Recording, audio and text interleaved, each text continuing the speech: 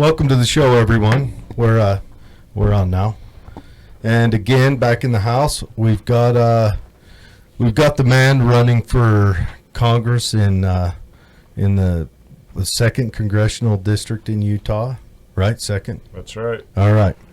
Yeah, I should know what. Farmington down to St. George and all the way back up. It's like half the state. The whole west of the state, it seems like, and then it takes a slice out of the middle down at the bottom, right? There's a lot of beautiful land and good people overall. A lot of gas mileage.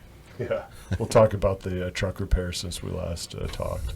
Yeah, how's the Yoda holding up right now? Good. I had someone today say if you can take care of your Tacoma like you do, that's a good character reference. I think I got that voter. Good. So they wanted a photo of how much mileage I have, so it's about just under 172,000 miles. Nice. And probably 5,000, give or take, from the campaign since convention. Maybe a little bit before the convention, but busy. Yeah. Good thing you're not driving a Dodge. Did I just almost say Dodge? Bad. Made in Japan or California. I think Dodges now are mostly pickup trucks are a different animal, but yeah, they're spread all over. But anyways, well, everyone knows you drive a Tacoma as well, right? I do. So we have that in common. I do. Yeah. Yours is a lot newer, though.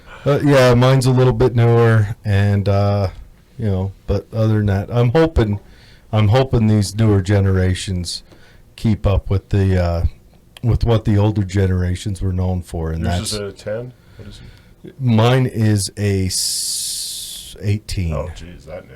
Yeah, but we're talking Toyotas for living memory have a streak of lasting forever, and I'm hoping that mine maintains that. Me too. I need about another 5 to 7 years on mine, and now I'm getting to the point where I'd love to see it at 300,000 miles. Yeah. Double it. And, I know every creek, everything that's gone wrong with it, and now it's just proving I can get it above 300,000 miles. And why buy a new one when you've got one that works, and the maintenance isn't too bad? So the Toyotas last forever, so that doesn't sound like a the 2003 huge challenge. 4Runners and Tacomas are especially famous for being pretty indestructible. Mm-hmm. Well, I bought mine on a whim because it had the color I wanted. It was sitting in a used car lot. It's a tan. Oh, yours? Yes. Yeah, it's a tan color, sand color. And I looked in the window just like, I like Toyotas anyway. And it's a manual transmission. And, my heart skipped a beat. And, like a genius, I wandered into the shop. Said, how much? I want it. Got to have it. And for you, my friend, best price. Best price. Only best for you. Yeah, I like the manual, too. Yeah. Yeah, it's just something, anyways, we don't need to talk porn anymore. So let's get on with some of the subjects. So, we're glad to have you back, as always. And Ty, our tech director, who's really an expert on a lot of issues as well, will be fully enjoying the microphone. He's more of an all-around advisor for you. He is, but he's our tech and Bitcoin and digital privacy expert. I can also fly a drone. And he can fly a drone master. And actually, we did a night sky message that seems to be our most popular one, and maybe we can talk about what happens when you tell your supporters, screw politics, let's look at the stars in the sky and talk about that. And it was a pretty cool message we just sent out, which is we're not going to talk about Chris Stewart. We're going to talk about the big picture, which is the cosmos. Well, Jupiter's pulling a little extra hard this year. That's got to be a breath of fresh air to not cover politics for a minute, because everything is political right now. Well, it's a choice. I think we all need to break away and put things in perspective. Well, the Twilla Happy Hour now is just a beer show. That's it. So tonight, let's talk about what we're all drinking real quick.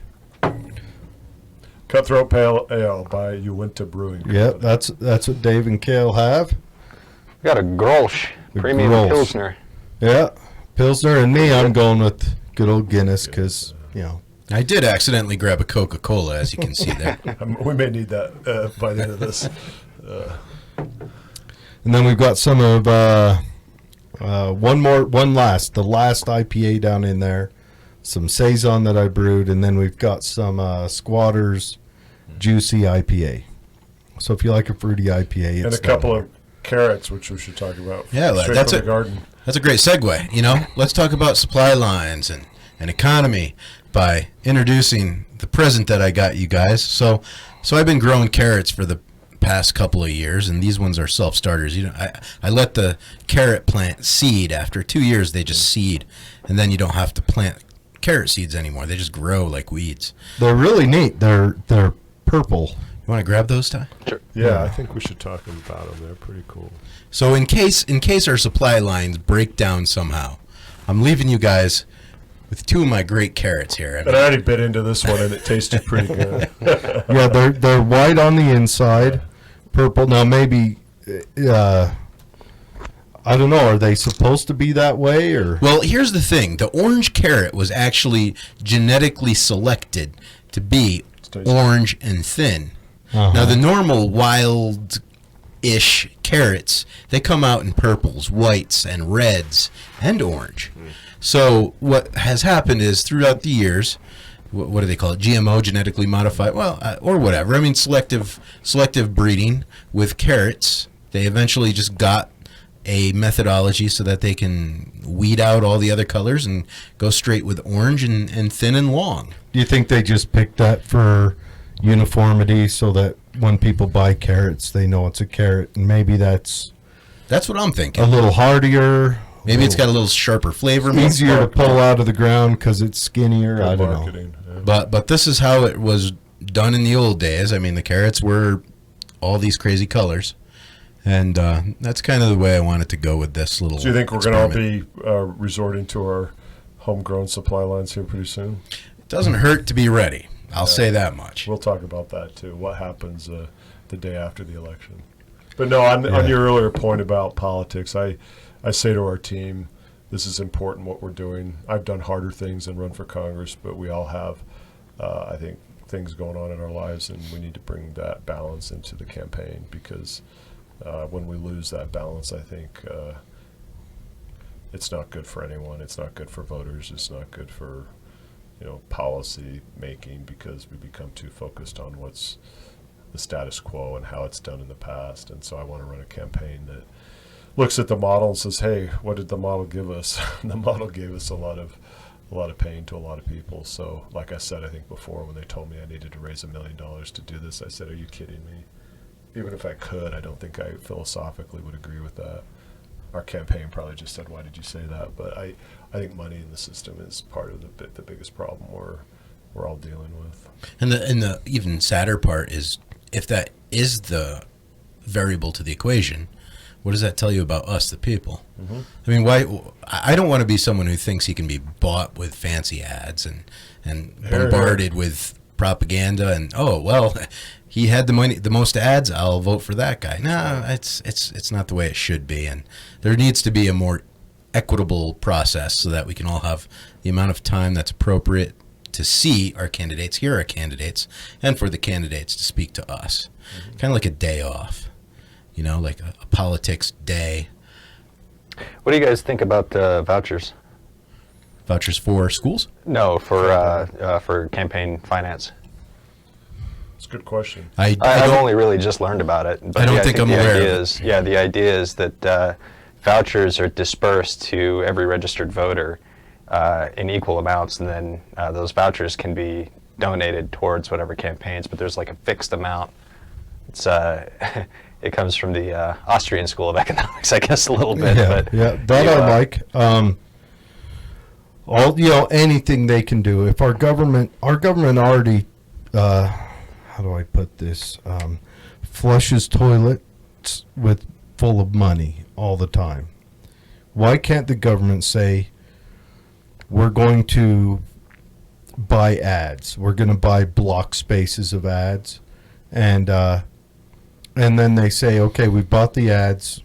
Then all you have to do is make the advertisement. So whether it's in newsprint, whether it's in on television, on radio, on Facebook or YouTube, the government's bought those blocks. And then just figure out how to evenly disperse those blocks between everyone running.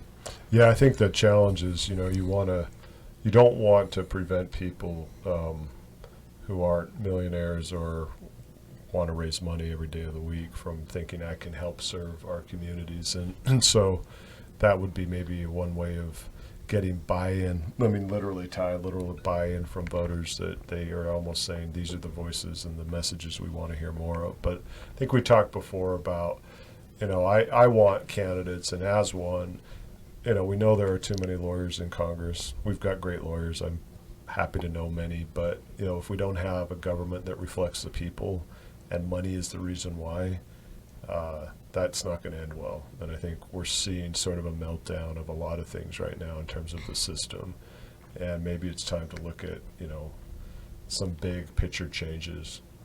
I think maybe it hasn't ended well. No, it hasn't ended well. You're right. I mean, but it's looking like it's going to continue to go in the wrong direction. We've got all the precursors of a dying empire, all of them. Not a dying, I should say. A dead empire. A zombie empire. We've got all the precursors, and maybe that's not a bad thing. Maybe that'll keep us out of foreign wars. What are the biggest indicators in your view? Well, there's a couple studies on this, and probably not the right format, but we'll get back. Remind me afterwards. Yeah, I mean, we could talk about that. I think one is that the lack of trust in our institutions. Like, people don't trust anything or anyone anymore. Well, that was also how we were when we started. Yeah. But there's societal. I think there's precursors. inequity. Society and culture. There's a author and blogger I really like named John Robb, who describes the situation as kind of a long-running hollowing out of institutions, meaning they've been rotting from the inside. And I think there's definitely evidence that you can point to all over the place, from government to academia to... Ty, that's a good point. I heard a quote that in 1960s, when the question was asked, do you trust your government? The percentages were quite high. Now it's, I think, 12% or maybe even single digits. And I guess the question is why. Maybe government deserves some of that mistrust. I mean, if you look at the Iraq War, I lived that, and let's just say it was based on... Well, you got Vietnam since then. That was a big... But let's also look at what was the government involved with in the average person's life, the general government in 1960.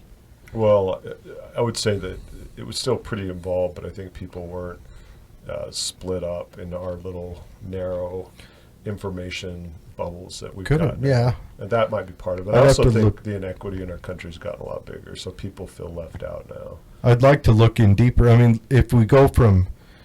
In 1900, a study was done. It was the average 1 out of 100 people would meet...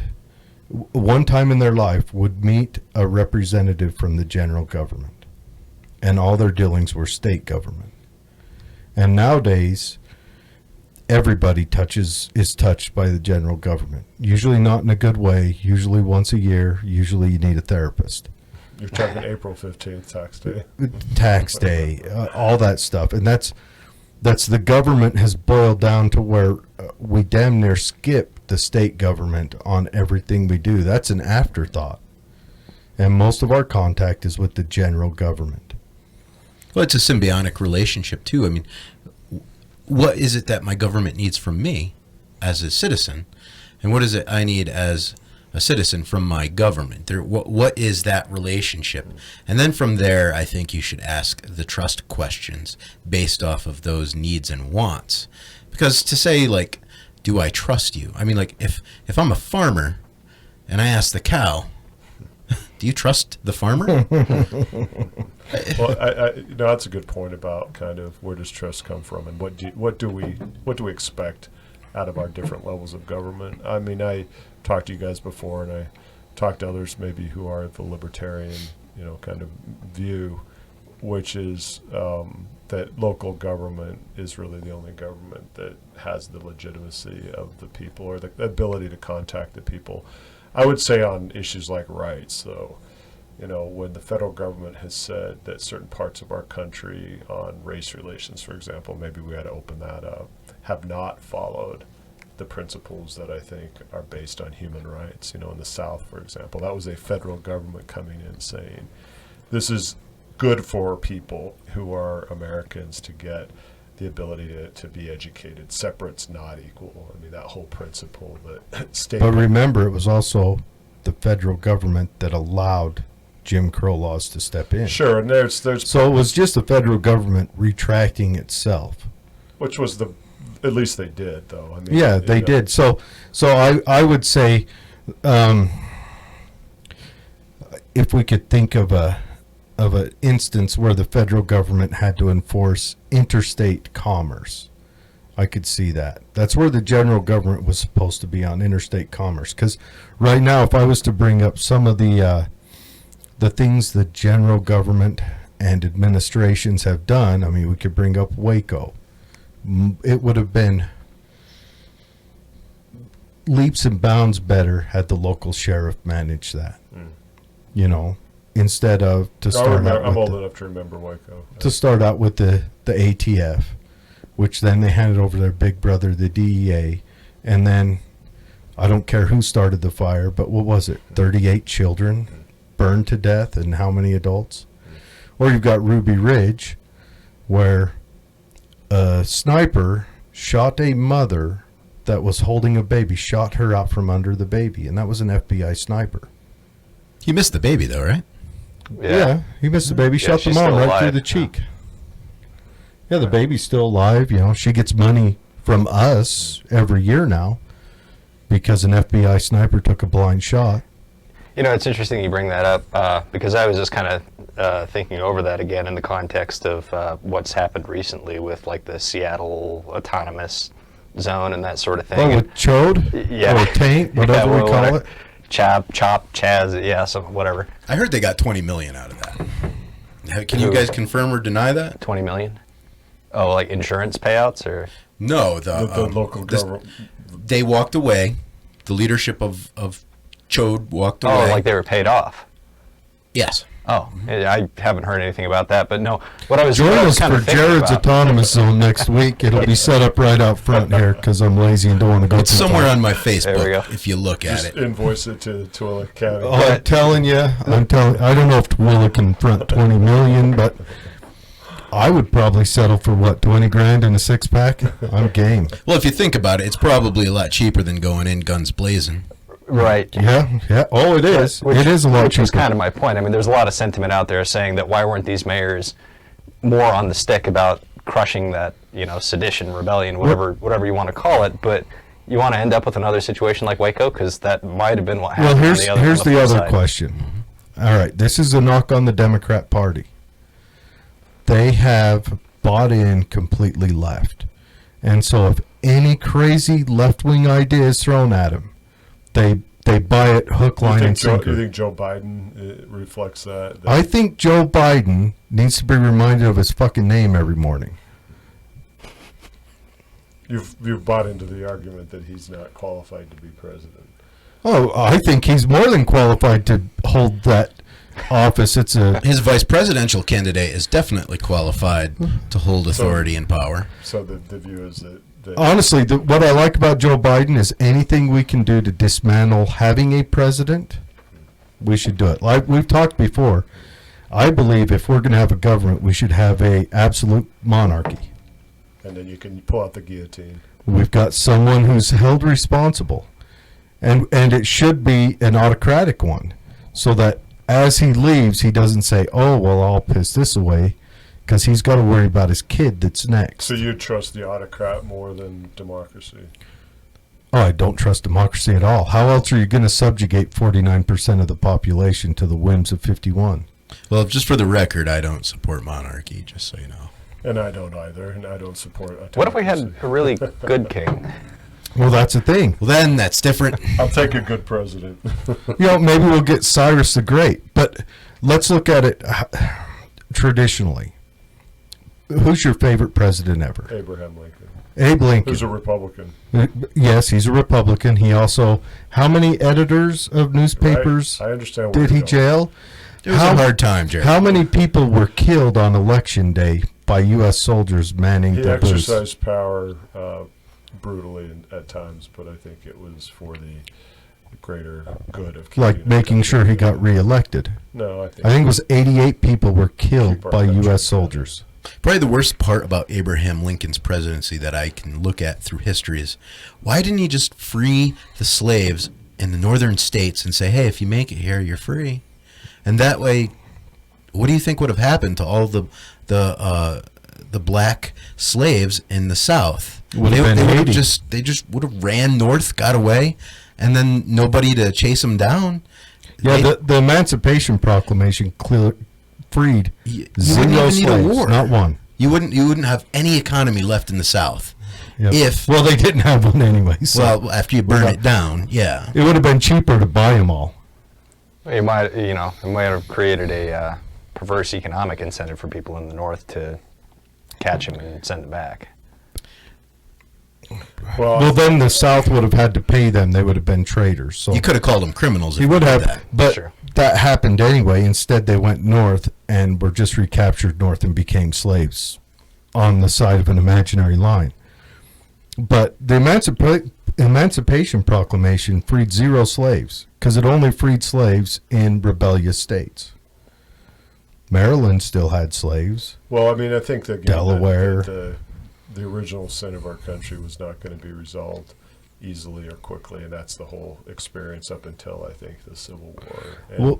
And Abraham Lincoln, I think, I'm not going to get into all of the maybe decisions he made that from a civil liberties point of view we can critique, from 2020, but I think that the idea that the United States needs to be united actually has relevance today. So I think when you ask me what should be one of our topics today, maybe I'll pivot a little bit, which is, are we really an indivisible country? That was, I think, a big question at the time, and I'm wondering if a lot of us believe we are indivisible, or are we already divided, and it's just a matter of time before we see more of that, in a maybe a violent way. I think, up until the Civil War, we were those United States.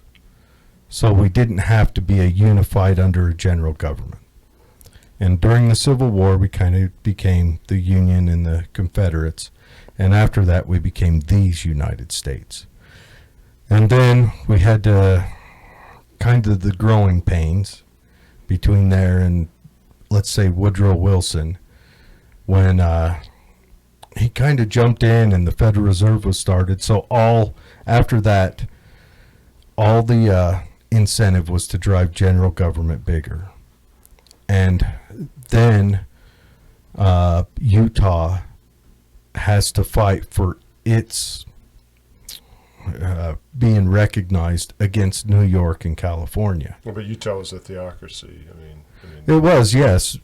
I mean, not in 1920 it wasn't. But I mean, but as the general government swole and the state governments contracted, I have just as much contact with general government as I do with most state governments. And who do you think about more on a daily basis when you're thinking about the government? Do you think your state government, your governor, or your house rep in the state house? No, you think about your congressman and your federal senator.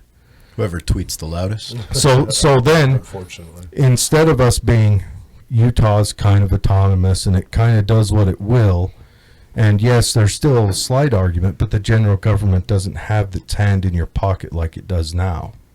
So is it the taxation that is fundamental? Well, it's not just taxation, but it's rules, regulations, laws. We were designed to be a melting pot. Utah wasn't supposed to mirror Wyoming in the origination of this nation. Utah didn't exist, but we weren't supposed to mirror that. We weren't supposed to have every bit of our lives in sweeping regulations. It was supposed to be set up on our own, and the general government was supposed to maintain a border and defense, get involved in people's lives by maintaining their civil rights, and maintain interstate commerce, and deal with, Could I bring us back to, though, this question of kind of where we are today in 2020? I like when we kind of connect, the historical frame, but walk me through how you see the U.S. today. Well, right now there's pushes to do away with the Electoral College. and therefore we may as well just be LA East, right? Because the states would be stripped of the ability to balance. I would be. I would have no vote at all because the votes would be handled by the coasts. How about all those laws and regulations that are dictated from on high and funneled down, no matter where you live? Obama's never been to Tooele. Has Trump been to Tooele? I don't think Trump's ever been to Tooele. But they're writing laws that impact here. I've always wanted a president after being elected, whichever party, to say I'm going to go spend the most time in all the places that didn't vote for me. I mean, for me, that would be a powerful signal, which is you may not support me, and I would do the same thing if I'm lucky enough to win this race in the 2nd Congressional District, and we're already doing it. I'm spending a lot of time in places that are not Democratic strongholds. If I were pursuing that strategy, I would be sitting in downtown Salt Lake City, holding town halls there and ignoring rural Utah. But I would say, and Ty can speak to this in our team, we've chosen to go to places that are hard to go to, and also with people who start out by saying, I disagree with you. And that's where I'm concerned about this idea that, again, when we, quote, pledge allegiance to the flag, we always say we're indivisible, one nation, and with liberty and justice for all. I mean, we've been saying that for a long time, but how true is it? When we say for all, I think we should mean for all.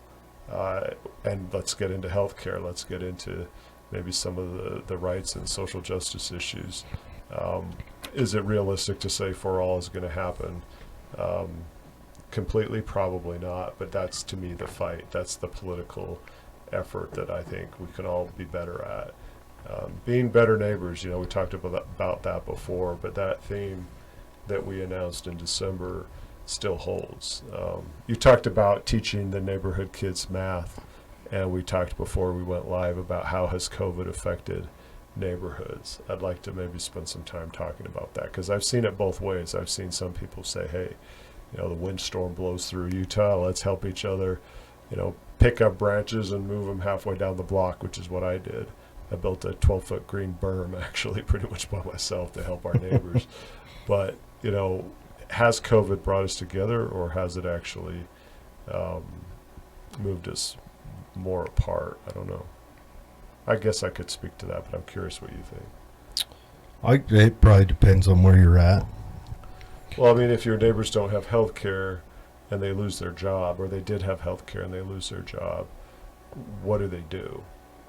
We've talked before. I'm on the individual market. I'm on the Affordable Care Act. So well, I've got a couple. Theoretically, I'm living it. You've been out to Calio, right? Yep. Now, let's say that's a trip that cost me about $600 or $700. The first round of my truck payments were the Calio trip. Yeah. Now, out at Calio, they would be taxed the same as everyone else to cover affordable health care. But under any semblance of I don't know, under any imagination, will they receive the same care as everyone else? And there's a reason why they live in Calio. I mean, they live out in the middle of nowhere, but they will be taxed for something they'll never receive. So the flip argument would be, don't try and achieve a better healthcare model based on the most remote communities in our country. I would rather see it done county by county. I'd rather see counties manage it. I'd like to see methodologies on how to make it cheaper is what the government should focus on. Like, good point. What can we do to make healthcare cheaper and more plentiful?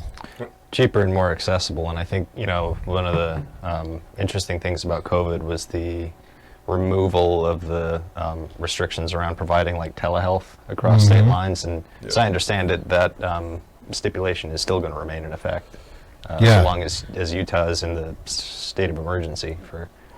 Which is a kind of maybe what we're seeing with COVID is things that we thought needed to be in place maybe don't need to be in place, and work environments completely changed. Why does a state of emergency dictate us to do a common sense change? I got a question from a listener. Yep. So, I have a listener. Her name is Tracy Sablon, Hi, Tracy. and she has a question for you, Kael. Yep. I am completely pro-economy. I want to be able to go to the store, get food from restaurants, pamper myself with nail and hair. I hate seeing community members struggling to keep a job. But I also believe our community members have the right to be healthy. So what are your views on a mask mandate?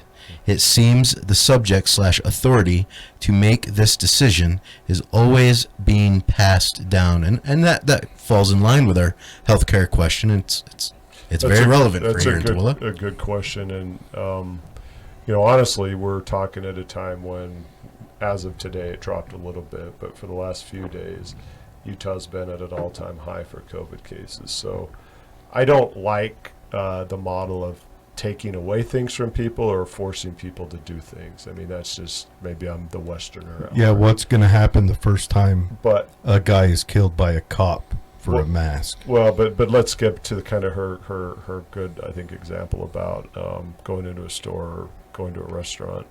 I think that public health is fundamentally about what's good for the public, not just what's good for me. So that's, I think, the different way of looking at this, which is when I put on a mask, when I go shopping at Smith's or at Walmart, it's because I know that those workers there deal with a lot of customers every day of the week. And it's not because I feel like my right is being violated. It's I care enough about people around me that I'm willing to put that mask on. The other side of it is that until people, I think, feel safe, and I don't know what conditions people might have. If you see a 95-year-old, you're going to know they're probably more at risk than a 12-year-old. But the 12-year-old, like my niece, might have diabetes. So, and you don't know that, right? So I believe wearing a mask is actually being a good neighbor. It's not. It's become politicized, unfortunately. And so the mandate question, and I think it's a failure of leadership. The mask question has become a political statement. Whereas what I think it should be is, hey, I care enough about my neighbors that doesn't offend me to put on a mask. In fact, I think it shows I care about my neighbors. And I don't know who these neighbors are in the cereal aisle at Smith's, and I don't know who the bagger is that puts my bags because I can't use my own under COVID. But I'm respectful of them. And so for me, it's actually caring enough about where you live to do it. But now it's political. It's it's taking away a right, or we've seen cases in St. George or with some school districts. It's hard, but I think that it could be worse. If the virus had hit us even harder than it did, I can bet you masks would be on everyone's face. If 1 out of 20 people were being killed because of this virus. So I hope that answered your questions. But until people, I think, feel safe enough to be economically doing what we used to do, then I think it's just wise and good to think about what you're doing to help your community. And we're in Tooele, where that event almost happened before it was moved to Iron County, right? I just want people to be reasonable and care enough about what the science is still figuring out. I think when we talked first time, some people were saying, well, this is a hoax. I don't want to ever call anything a hoax until we know what actually is happening. Because if it's happening and people are dying, there are 200,000 people who've died because of this virus, and that's just in the United States, and I don't think that's contested. So let's let the scientists and the doctors figure some things out, and let's err on the side of respecting each other. I don't know, Ty, if you have a view on mandates. Yeah, the one thing, not necessarily about mandates, but remember earlier on when the pandemic first really started hitting the news cycle, there was kind of a message going out there related to, okay, well, we don't want to cause a mask shortage, so it's okay to lie to the people in this instance and say that masks won't help, they won't do anything, and in that way we're going to help to prevent it. No, we need a government that's going to be straight up with people. Yeah, we the CDC and World Health Organization kind of shot themselves in the foot with that. They lost a lot of credibility by not There were mixed messages all along, and I think, Yeah. I like to say, And trust- Trump had mixed messages, Oh, yeah. and the Democrats had mixed messages. Yeah, I like to say I trust the people, and I think that people can handle the truth. Bottom line, I actually think people are pretty tough, and I think people, if you tell them straight up what they need to hear, most families, most people will say, okay, I don't like hearing that necessarily, but I've been told what I need to hear. And unfortunately, what happened, and I don't think it was equal, I do think that the administration wanted to open up very quickly. If you remember, President Trump talked about opening up by Easter. He cares about an economy. Yeah, and that's, of course. we all do. I mean, Mm-hmm. Ty and I and our team have talked about it. I'm going to be doing a policy lunch on jobs on Wednesday. So hold on. Yeah. A Democrat that cares about the economy? This is shocking to me. You remember do you remember what my first job was? I've cared since the age of 16. Yeah. Dairy Queen. Yeah. Cleaning public toilets, mowing lawns, and fixing sprinklers 3 summers in a row, and delivering Godfather's Pizza. Sprinklers are good money. They weren't then, I'll tell you. In the late They 80s, are now. Late 80s, early 90s, it was probably $3 an hour. So, Yeah. but all I'm saying But is yeah, no, work for me has always been important because I feel like most people want to work. I don't believe this argument that most people, want to, abuse and take advantage of the system. I think most people. Well, want like I was to telling my dad, you're a 80s Blue Dog Democrat. was really young in the 80s. It was a good decade of music. But I am basically a Democrat who cares about the people that are forgotten. And I think there are a lot of people Yeah. forgotten. And honestly, I think it's not just one party or another. I think that the system has failed a lot of people. And I don't care which party they're a member of. I talk to people and they say, the American dream is just a dream. I want us to get back to when the American dream made someone say, hey, I get it. It's a fair deal. Like, I guess, Trump uses this language, and it's he's not wrong to use it because I think it's effective, is, what is a fair deal? If it's a raw deal, you kind of know when you're getting screwed that way. But what's a fair deal? You work hard. You probably have to pay some taxes, and we can talk about that, because I believe in the national defense, and I believe in some of those things that the federal government does around the world, having done it myself for 11 years. But I think what people are looking for is fairness, and I also think people are looking for community, and that's where we have failed. I wrote a message on the weekend about the World Happiness Index. Have we ever really thought about which countries tend to rank themselves? This is not propaganda. These are people in countries often saying, here's how happy I feel. Guess which countries are usually at the top? Isn't Singapore almost universally at the top of all the indexes? Not well, on some of the indexes. These are the Scandinavian companies countries are on the top.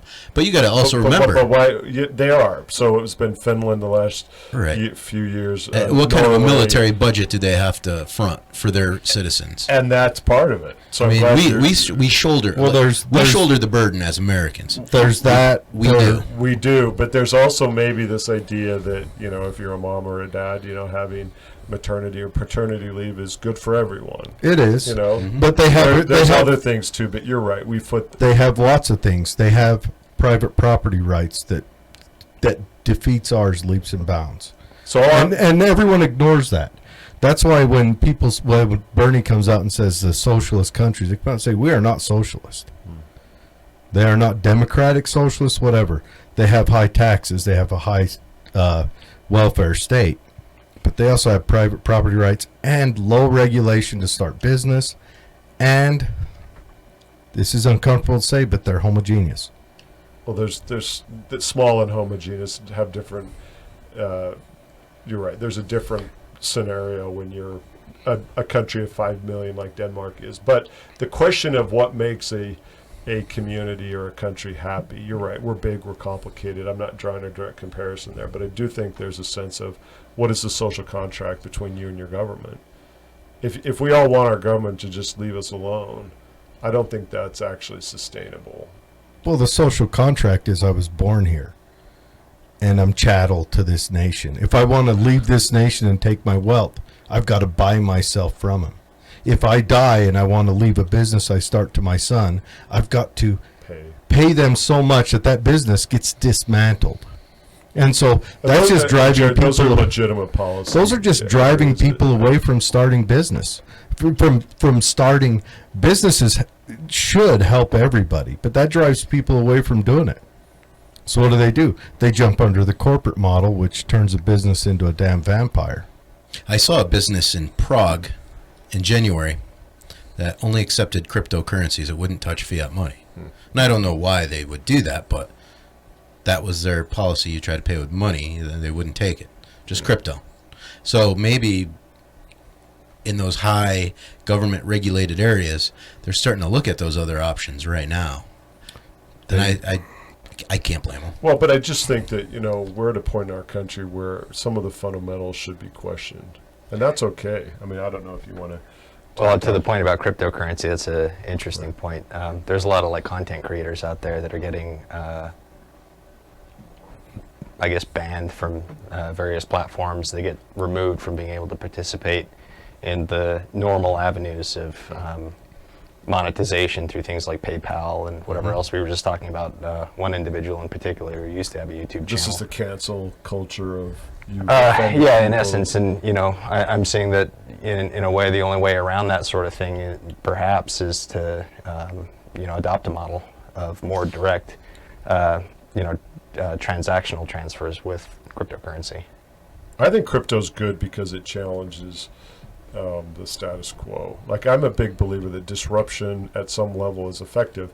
Disruption at the astronomical level of Donald Trump has its downsides too, and we can talk about that. But I'm okay I'm a disruptor, right?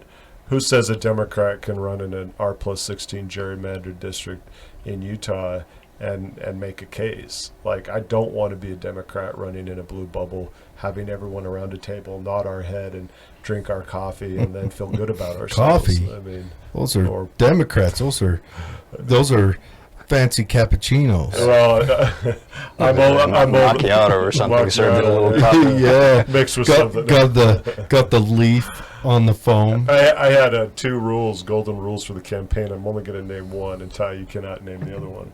That's an order. I know where all the charges are set. Boy, he knows. He said half of them, but I said, no alcohol on the campaign trail, so I'm making an exception here. Cheers. It is the happy hour. It is the happy hour. But what I'm saying about the whole kind of state of our I can country, guess what the other one is if the first one was no alcohol. it's been violated a lot. But really, man. Okay, that's after show. That'll be on our Patreon. I am Patriot Show. I am concerned about where we are as a country, and that's why I'm running. But I'm a disruptor. I mean, if you're a Democrat in Utah, it's easy to say, "Oh, this is never going to change." But I think I've said before that I don't like when we get into our feel sorry for ourselves mode, because I think a healthy country has a healthy political discussion and different views. So for me being on this show, you've helped me see things in a way that's important, and that if I do win or whatever happens on November 3rd, we've advanced a conversation. And the problem in our country is people don't want to listen to each other anymore. And that's when we get into danger, because then we get isolated. I don't want to do any more debates than I have to. Yeah, and that's not me. Yeah. Who said that? Who said he didn't want to do any more debates than he had to? Well, that seems to be the typical Republican strategy at this Well, point. I think that's the typical incumbent strategy. So why is that strategy okay with voters? We Incumbents. should talk about that. Well, it's not that it's okay with voters, but let's talk about But incumbents. that's what's important. What's right by voters, Yeah. not what's the incumbent. Well, and it's not right by voters, but what's been right by voters? Nothing for quite a while. What I would Medical dare marijuana. say, I would dare say nothing's been right the by proposition. voters since what would you say? The prop 1801. Let's go all the way back to what, 1778. The Whiskey Rebellion. average life expectancy was 38. It doesn't matter. But the well- Constitution was drawn up in secret. They swore each other to secrecy to draw it up. Yeah. And if it wasn't for Thomas Jefferson, we'd have had our monarchy. Actually, to draw it up, first thing, step one, send Thomas Jefferson to France. because he'll bug the shit out of us. And that way we only have to go against Madison. So you have to do that right off the bat. You can't take on both of them, right? And then Madison's left behind. Thank God Madison studied under George S. Mason, or otherwise we wouldn't have had the Bill of Rights, because that was forced in. Well, again, I think that's good history to bring up. But I think, again, what is it that we need from each other that our government should stay out of? I'm not an advocate for a big, overreach of the federal government. I mean, I'm a Westerner like you guys. I mean, whether moved here or from here, and I think that where we can find solutions on our own, that's good. But when I look at what things our government has had to do to provide more rights for more people, that's pretty important. I mean, the courts have had their role too. And I think, eventually we should talk about the court fight that's underway right now. It's about to start. Yeah. Man, I'm already tired of it, to be honest. I'm not. This is the most exciting thing I could ask for. The battle royale. But before we move there, I do want to get back to the wide debate in front of voters during an election year. I had written Chris Stewart in March about COVID. As a constituent, I hadn't gotten the nomination yet, and I didn't hear back. I wrote again in June saying, let's debate in every county. Let's start in Kane County. And Kane County ain't a Democratic stronghold. I received a very pro forma letter back that didn't talk at all about debating. I wrote again in August and have heard nothing back. I think that that's a failure of politicians and incumbents who feel like they can do it like they've always done it, which is one debate 2 or 3 weeks before the election, and whether people tune in or not, they've checked a box. And that's on us. It's on us as voters. It's on the voters. The voters need to. I'm a big proponent of voting incumbents out. I don't care who it is, what it is. And I've heard some from voters saying, hey, I don't care which party you are, but if you're running against the person in, I'm for you. And I've heard that because I think it is an anti-incumbent mode, because I think it's a failure of our government to say, you know what, it's too hard to get legislation passed that people need. There's a lot of hurt out there, and I mean, Ty, maybe you can speak to what we always talk about. There's people who are, maybe able to survive 3 months without a job or with rent deferment, but now we're hitting 6 months, and soon it's going to be 9 months. And instead, tent cities just keep getting bigger and bigger. Yeah, and what we hear from our elected people, whether Republican or Democrat, is reasons why something isn't being done. I'm not running to come up with excuses. Let's ask a question on that. What would you do? Well, I think initially you would actually start to have conversation with people who disagree with you in Washington. I don't think there's ever been a time when people have been so isolated and ideological politically. Some of the best leaders we've had have always said, we take a tough fight politically, but we're still, building a relationship to get stuff done, because it's the people's house and it's the people's business. Mm-hmm. And where we are now is we get 10 reasons why something isn't being done. That doesn't fly with me. My question is options on the table. What would you do on COVID? On these people being out of work, would you see? I know what my answer would be. The initial plan did not, I think, have enough flexibility for certain categories of small businesses. I think I've talked to people. Well, they didn't care about small business. Well, right. It went to the bigger customers who, banks got 5% of the money, and so the more money they pushed out, the more money they pocketed. Mortgage houses got money, like investment houses. Correct. And so, at a crisis, you're going to err on the side of getting money out. But I think what we didn't have is a focus. I mean, there were some lessons learned. Like if you look at 2008 when the mortgage meltdown happened, people were laid off. There weren't strings attached saying. So instead, stock buyback and CEO compensation went up. And to the credit of the Democrats, we said in this round, trillions of dollars, you're going to keep your employees on the payroll. And guess who led a lot of that? The flight attendants.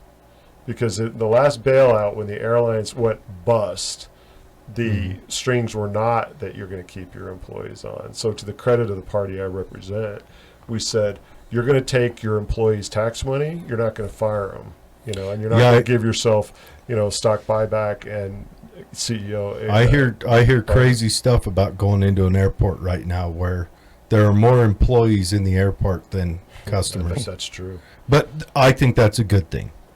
Well, I don't think that's a good thing that, what are we at now? My great-great-great-grandkid's going to pay for that? But I think that's a good thing that we kept them employed. But I don't like this shutdown business.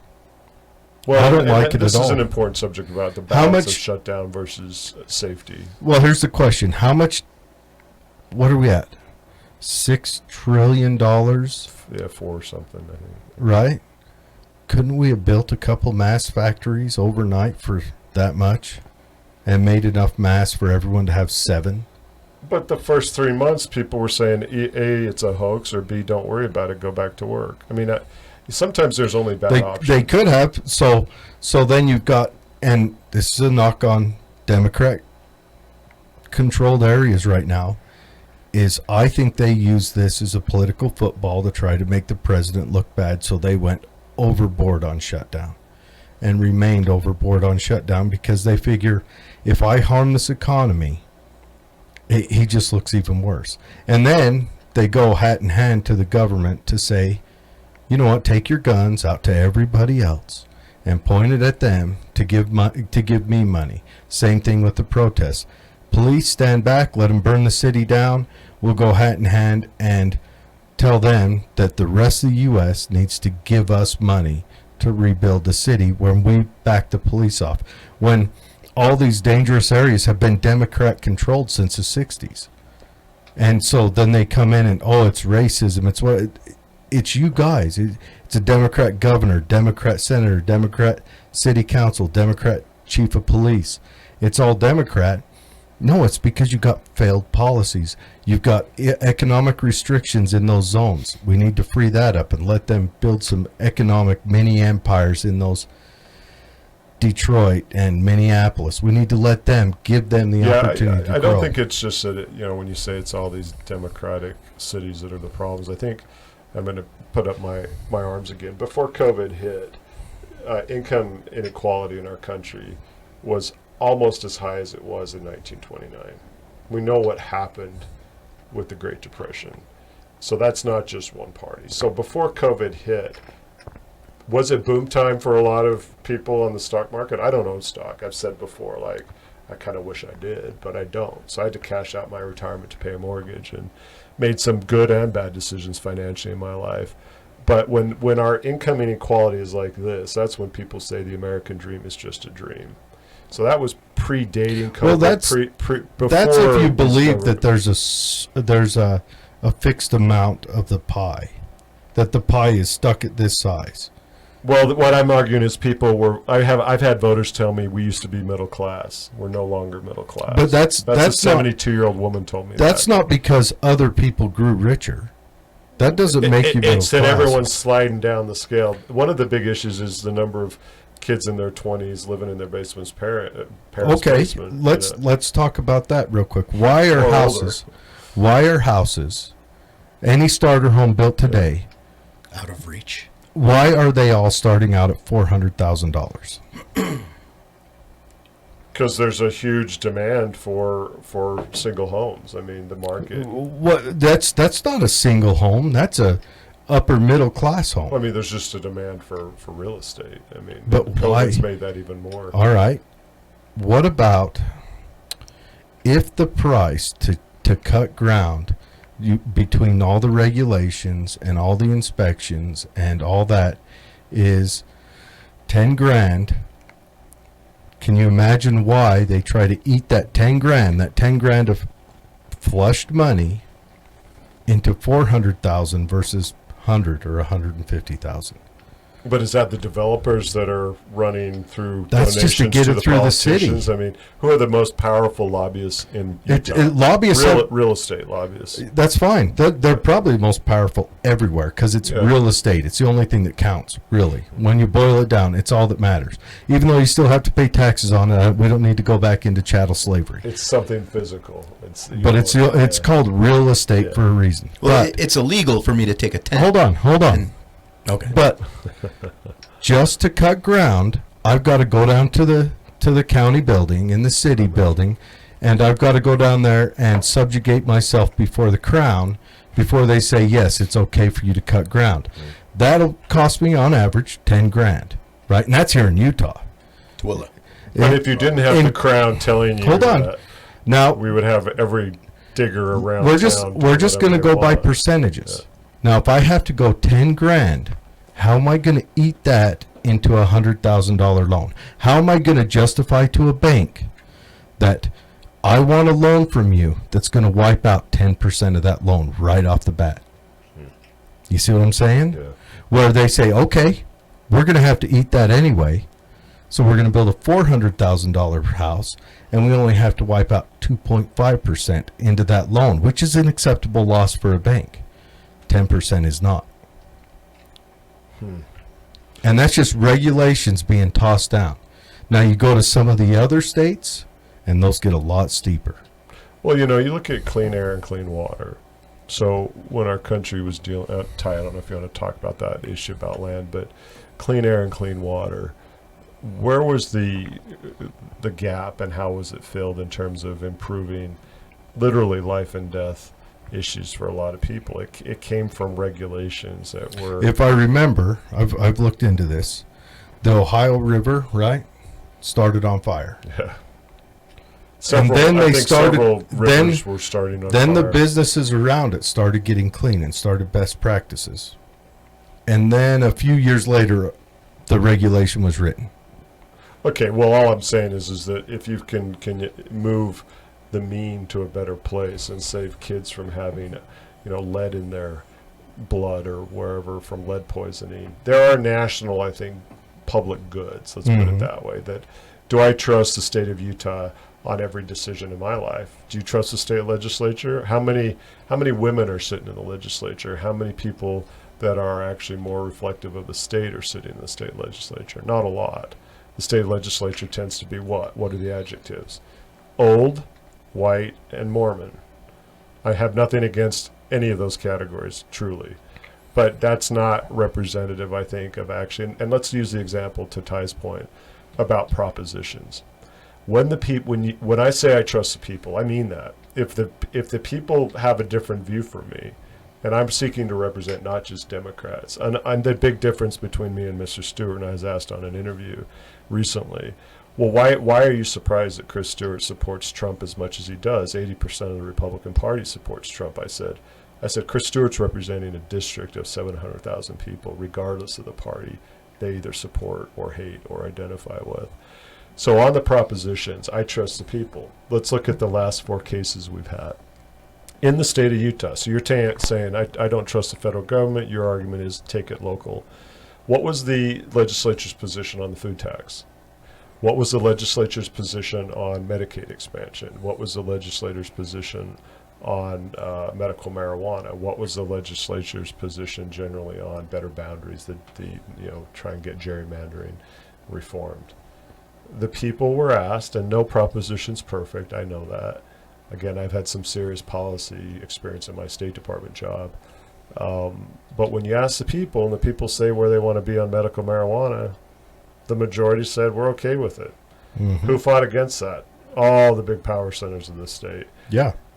So I trust the people, and I start with that proposition that I'm running to say this may be my view, or this is the complicated dynamics we should look at. But if I ask the people, what do you think, and a majority basically says they're okay with Medicaid expansion, the people have spoken. And on the food tax, that's kind of the biggest one, where they kind of rammed that pretty quickly, and there was a mini revolt over it. Oh yeah, that was excellent. Yeah. And I'll always trust the people. And I agree that the medical marijuana,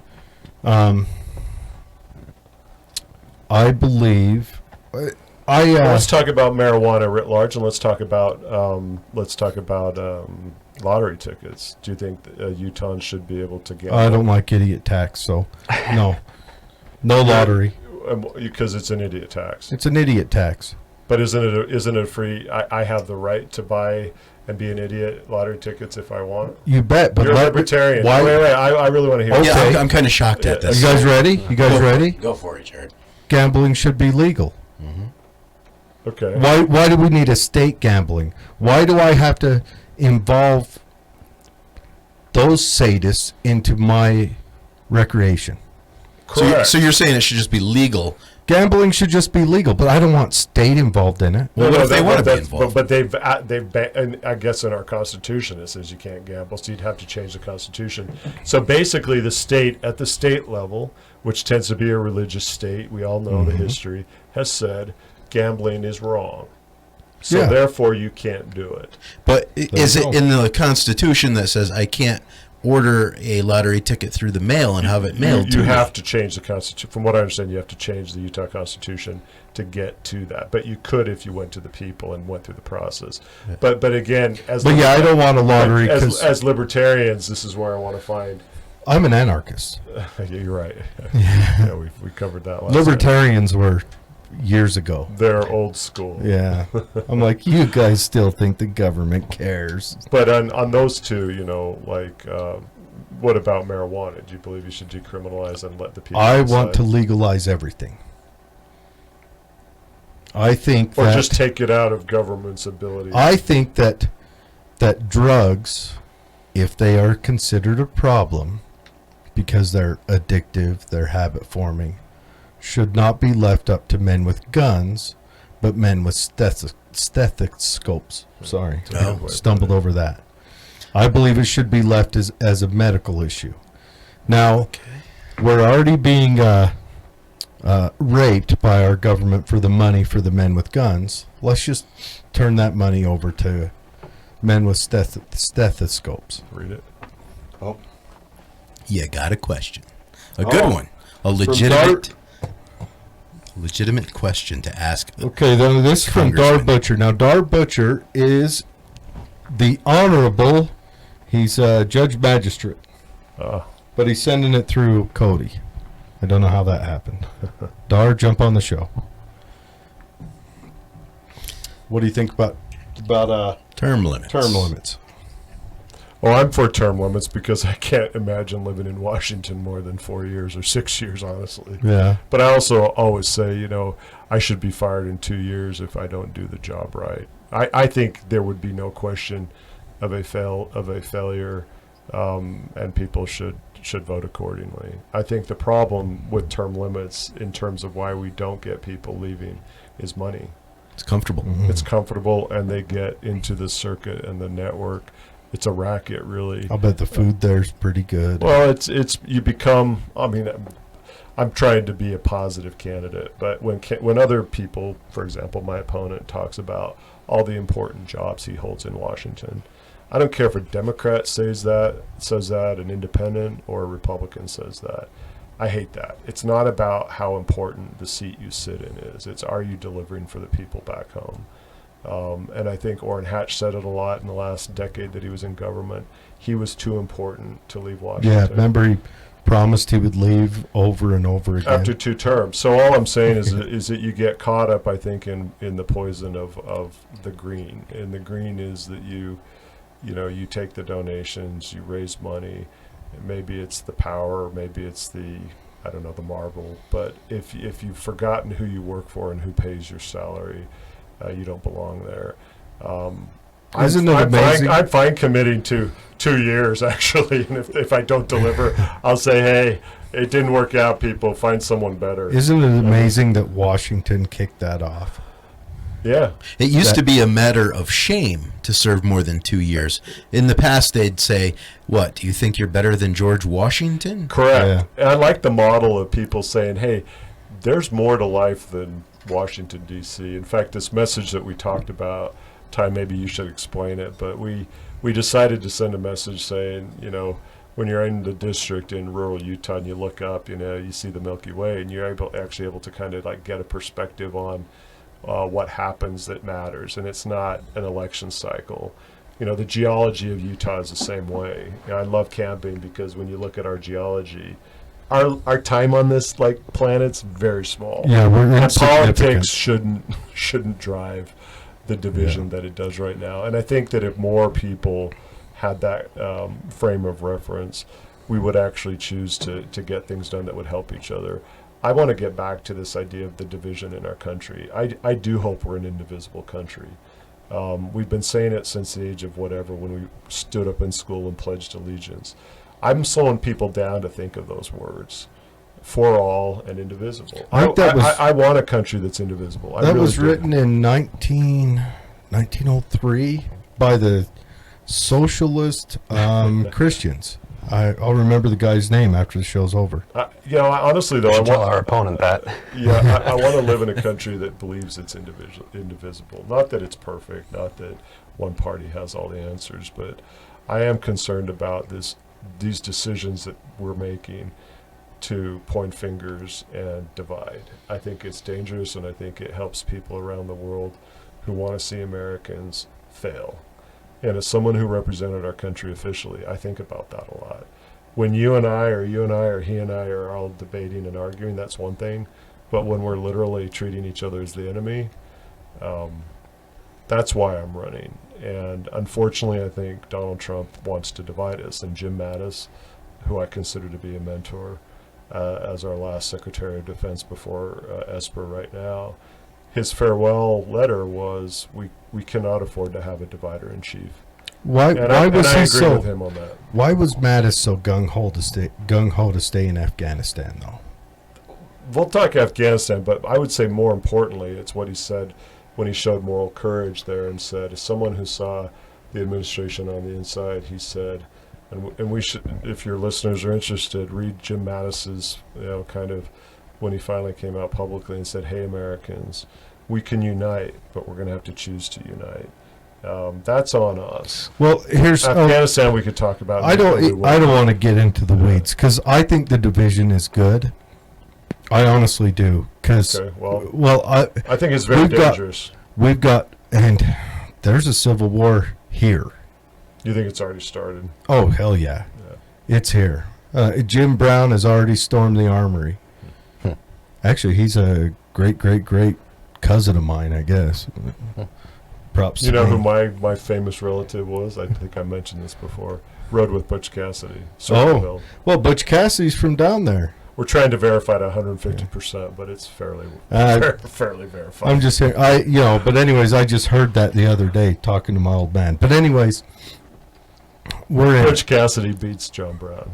I don't know about that. John Brown. That could have been the most heroic moment in American history. I'm running in Utah, so yeah. Here in Utah, he does. But okay, here's just from my long view of this. Civil War. The two parties, neither of them represent the average person. Neither of them have for a long time. They have flowery rhetoric, but neither of them truly represent. And the Republicans talk a big game about we're going to be fiscally conservative. And yeah, sure. Congratulations, Northrop Grumman, to your new $45 billion ICBM contract. Yeah, well, and says our favorite Republican. Yes, and the Democrats, the Democrats talk about rights for the little people. But Obama, how many editors did he jail, fine? How many whistleblowers did he jail, fine? So free speech went out the window under him. I'm not sure Obama jailed editors. Well, no, he jailed whistleblowers. There are some leaks issues, and I'm no president. I'm gonna, so, and I've always said the Republicans are going to take your guns, and the Democrats are going to take your voice and democracy. And is that your line, or is that that's a line? Mine? But Democrats. I don't like democracy, but if you're going to flower and call yourself that, respect it.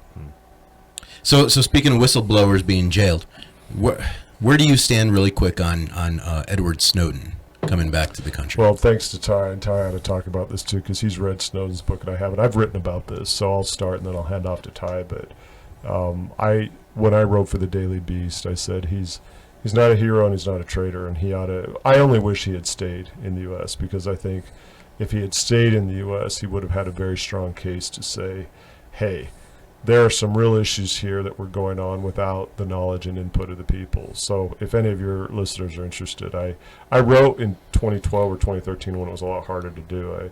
I basically... He would have had he would have been able to say that in the cell next to Manning as Well, they break his head. This is where Ty needs to speak to this, because my view would be that Snowden was at his strongest by saying, "Here's what went down.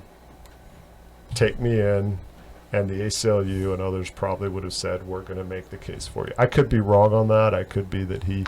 It wouldn't have even got that far. I think Snowden's a hero. And I think what he did was necessary in order to disseminate that information in the way that he did. Now, he released that information to Glenn Greenwald and those journalists in such a way as to filter what the public needed to know from what was still, classified information that could endanger the lives of, operatives overseas or whatever it was. But bottom line is they're talking about using the Espionage Act to prosecute him. Well, guess what? Daniel Ellsberg and the Pentagon Papers are trying to go after him with the Espionage Act there, making no distinction whether or not you're selling nuclear secrets to the Russians and, telling the American public what they need to know about this totally ubiquitous surveillance that we all now live under. So, well, Ty and and Ty's been good about educating me more on this. I think Snowden, the test for Snowden would have been, and Greenwald was at the U once and did a visit there, and I asked him a question. I basically said, do you think Snowden wishes he had stayed in the U.S., and he didn't really want to answer it. Snowden wants to come back here and face trial. He wants to come back. Yeah, could you imagine living in Russia? My question was, does Snowden wish he had done that? Because in my view, his case would have been even that much stronger to say, this is what happened. American people, guess what's being done in your name without your knowledge. I think the hard part about him staying in the U.S. is that he would have been the only thing that would have slowed him down to be in the cell right next to Manning is that Manning was a soldier. That's the only thing that would have slowed it down. They would have probably knocked him out and had a string tied to his hand, had him take the oath, and then marched him into that cell. But that's what would have happened. Had his day in court. I'm not saying that the courts get it right all the time. I don't know. The Patriot Act kind of made it so the day in court isn't needed. Okay, he might have had an Epstein moment. Let me explain about the Patriot Act. I wrote about it at the end of my book, which is that when fear drives people and policy, generally good things don't happen. And I'm always skeptical of two big things, and I'm running for office. Politicians who stand up and point to the flag and say, I know how to define patriotism. And that's a difference between me and Mr. Stewart. He defines patriotism very narrowly and very exclusionary.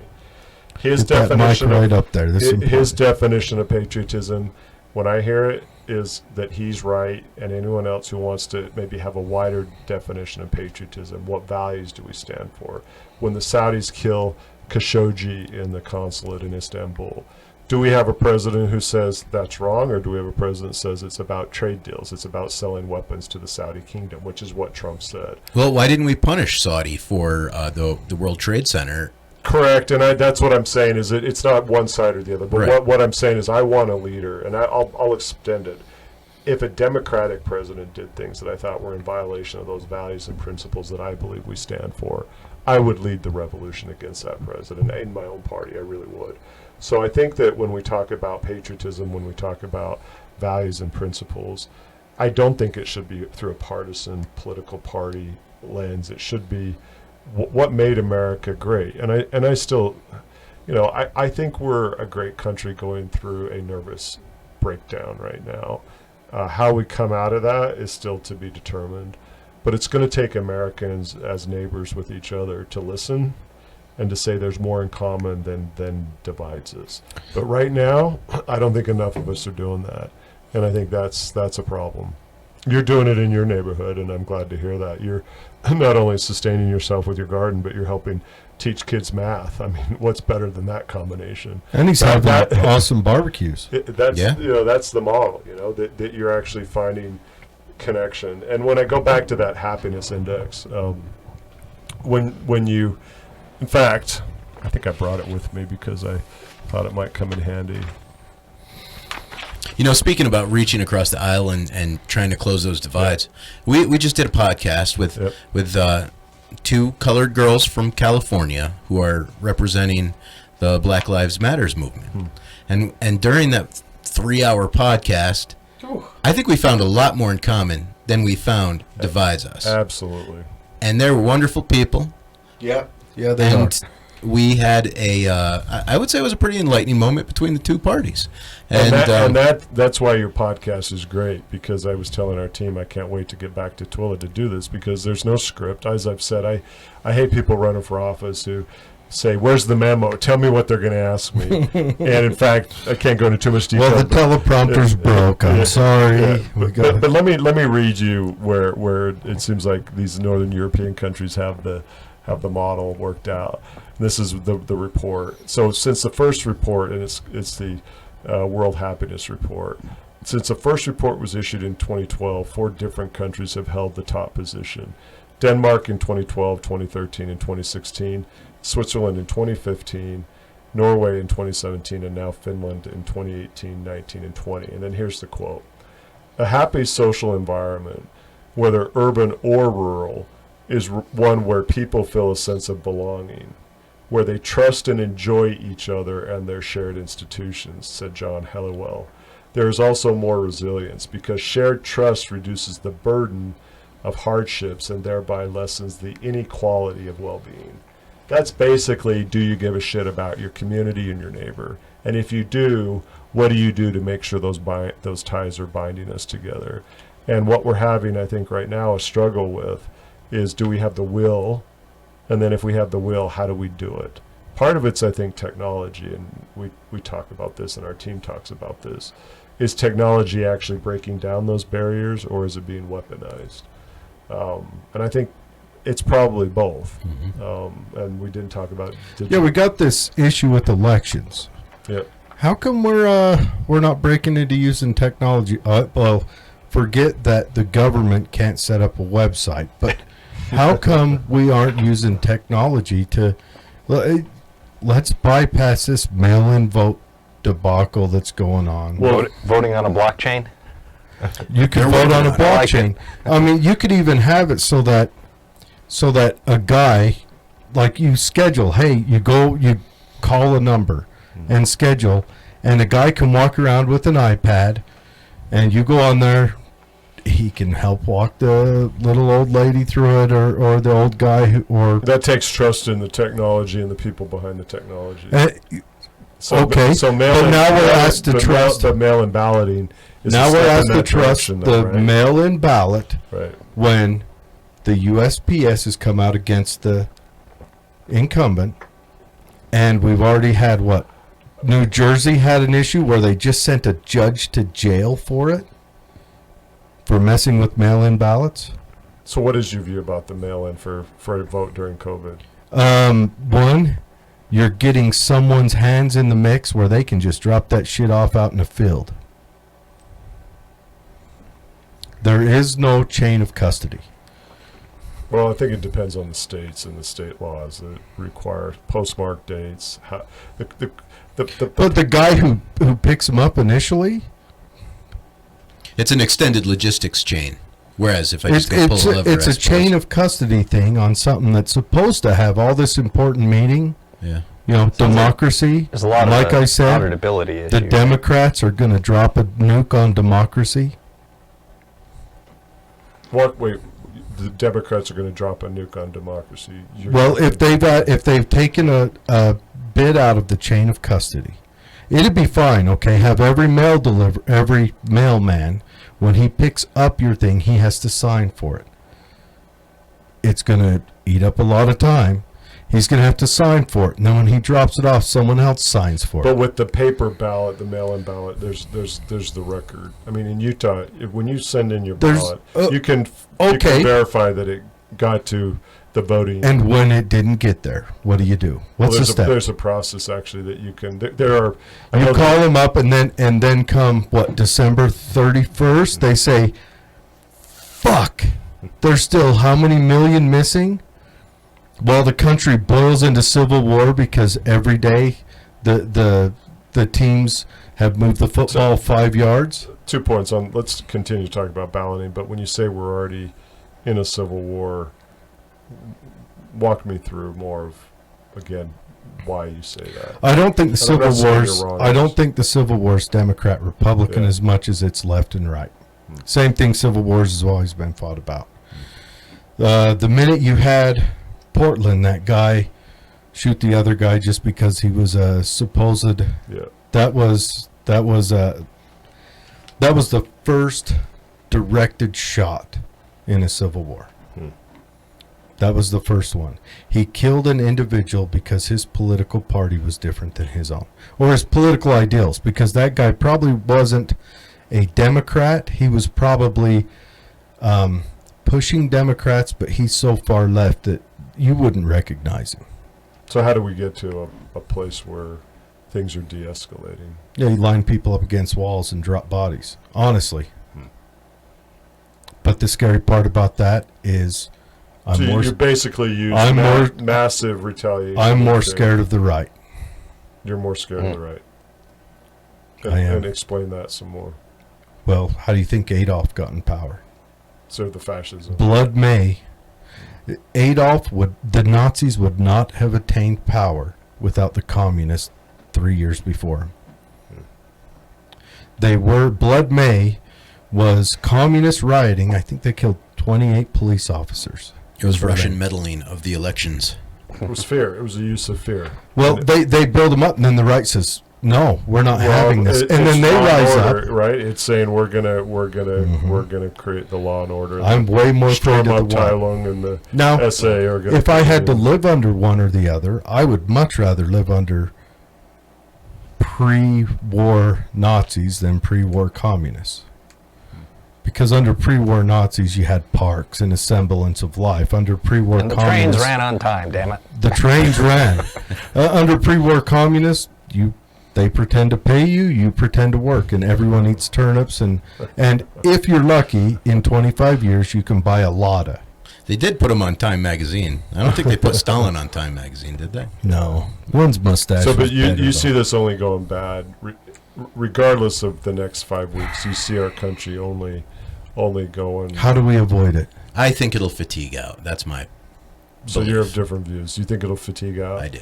Walk me through that. That there will be a There's only so much of this stuff you can stomach before you're like, turning it out.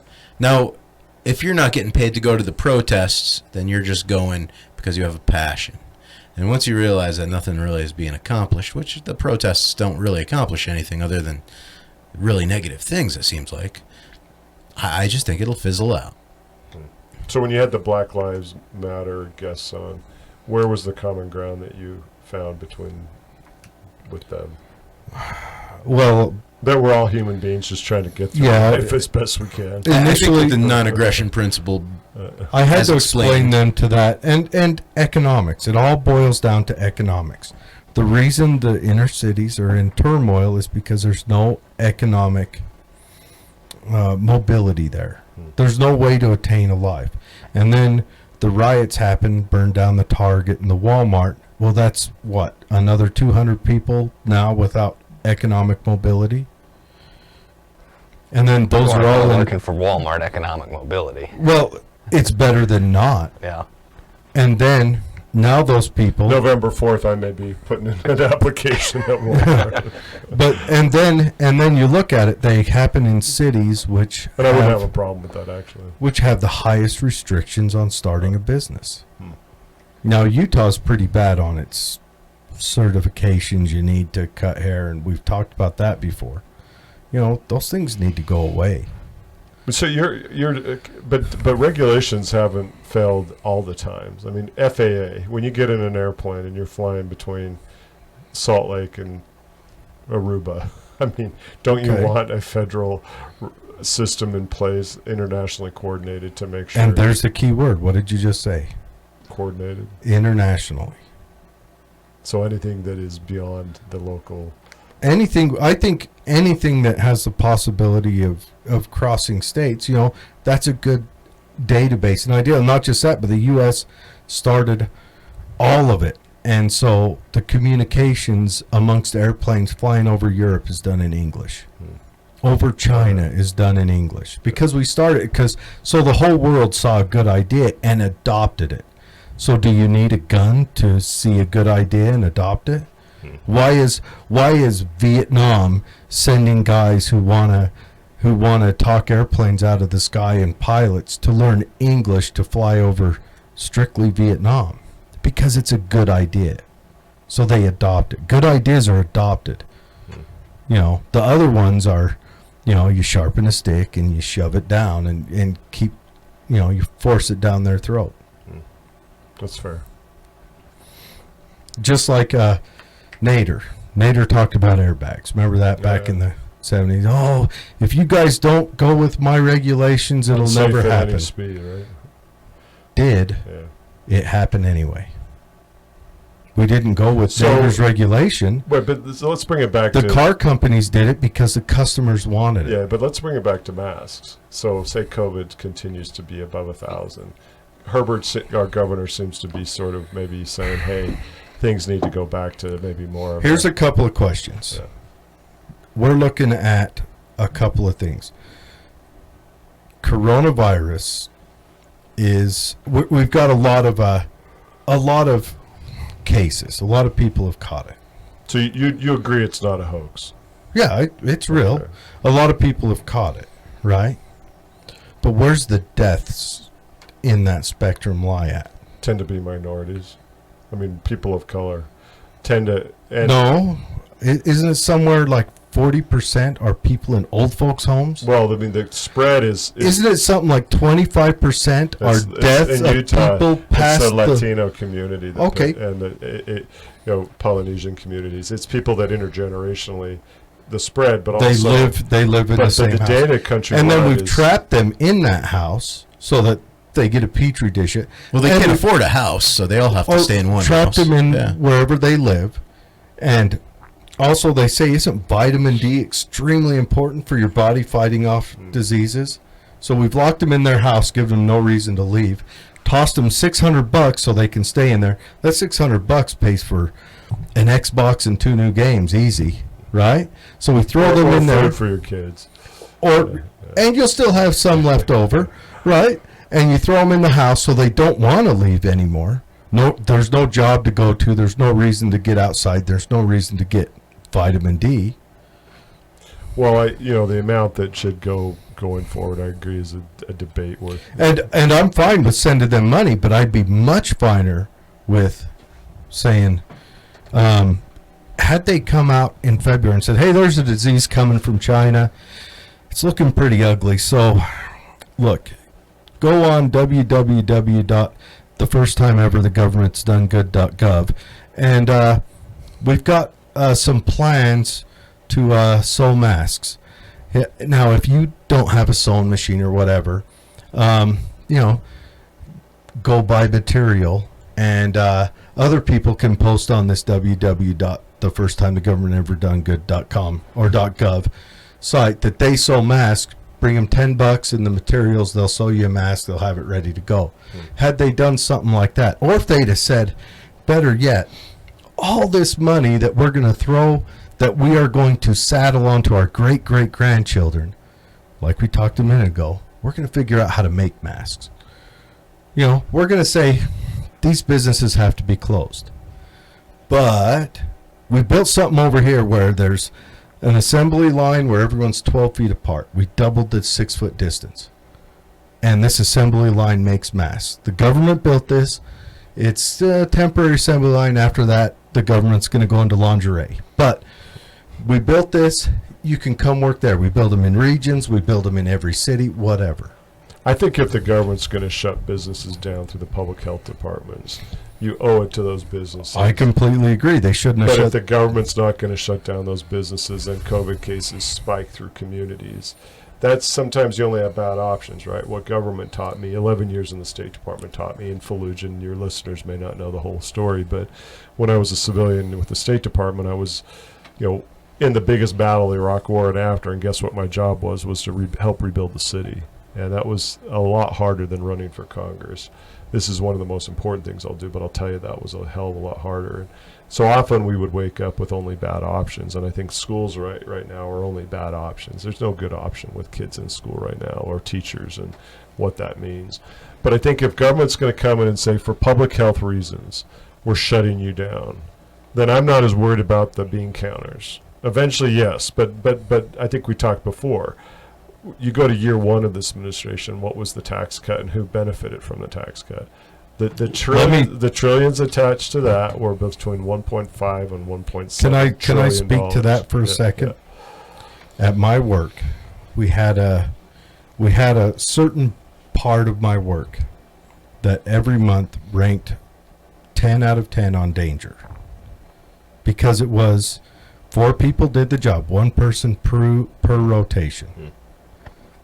And because of that tax cut, they hired another person to do that job. So it made safety, made impact. Okay. Well, that's a good example. Work. So it actually affected, you were more safe in your job. That's a good example. If that's what the tax cut's going for, I'm all for everyone's. But who it tended to go for were for a lot of very, very, very high income people. And that's true. That's true. But let's look at corporations. We've got a corporate tax. Yeah. Can you tax an imaginary entity? Not if it's offshore. No, even in the U.S., can you tax a corporation? Yes. No. You cannot tax a corporation. It goes to the employee or the customer, period. The tax gets handed down. Okay. Well, the money. The corporation's going to make what they make regardless. And that's the problem.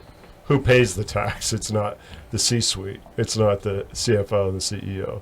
They or the shareholders, or even the lower levels. But that doesn't matter. So why do you keep forcing that tax when you know in the end it just gets the guy on the bottom or the customer? It stifles the economy right away. And then you wonder why this gap grows bigger. The people up here, market, people. Get on the ladder. It's the American way.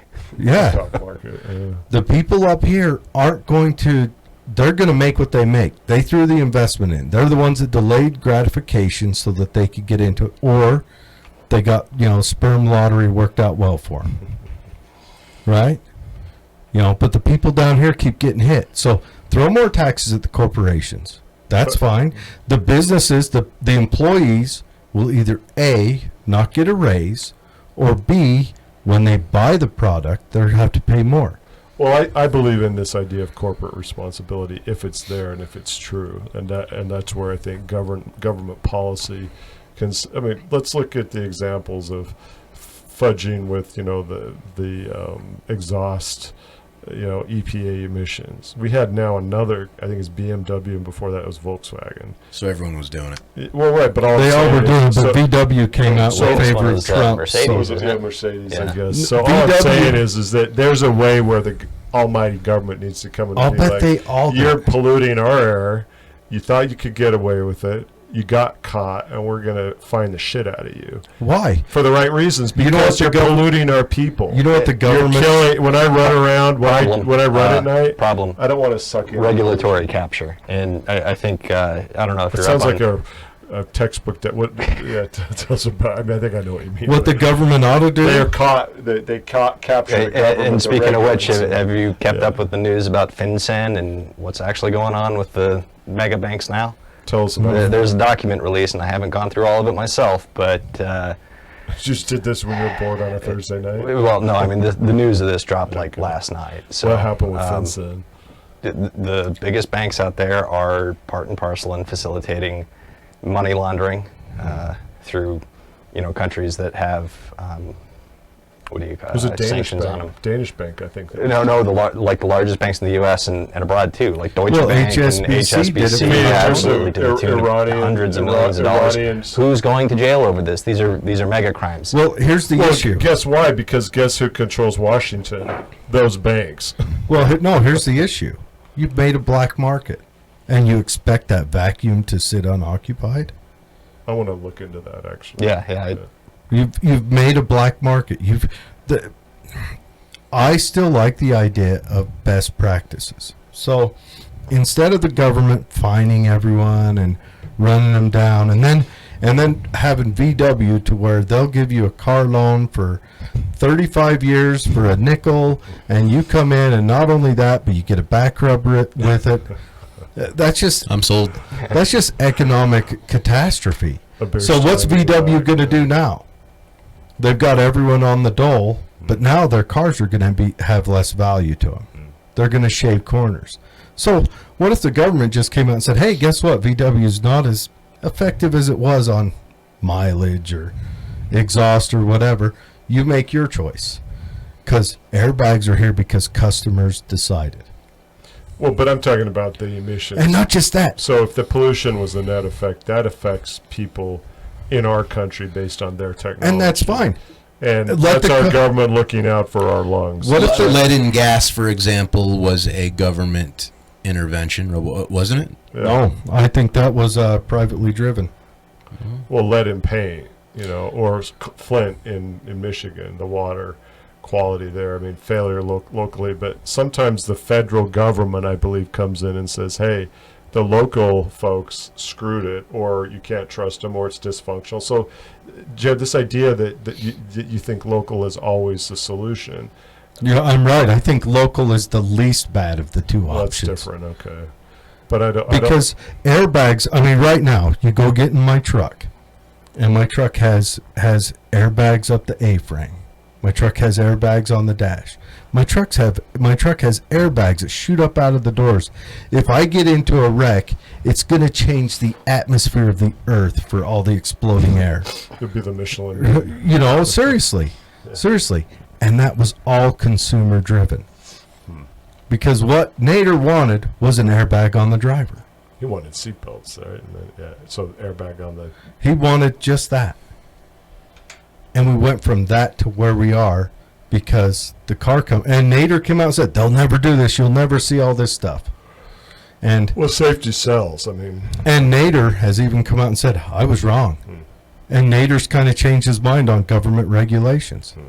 Consumers are the best driver. Yeah, I can see that. So what if this corporation does bad, and instead of you saying, you know what, pay us extra, and we'll let you keep doing bad, because that's how it goes, right? That's how the banks work, right?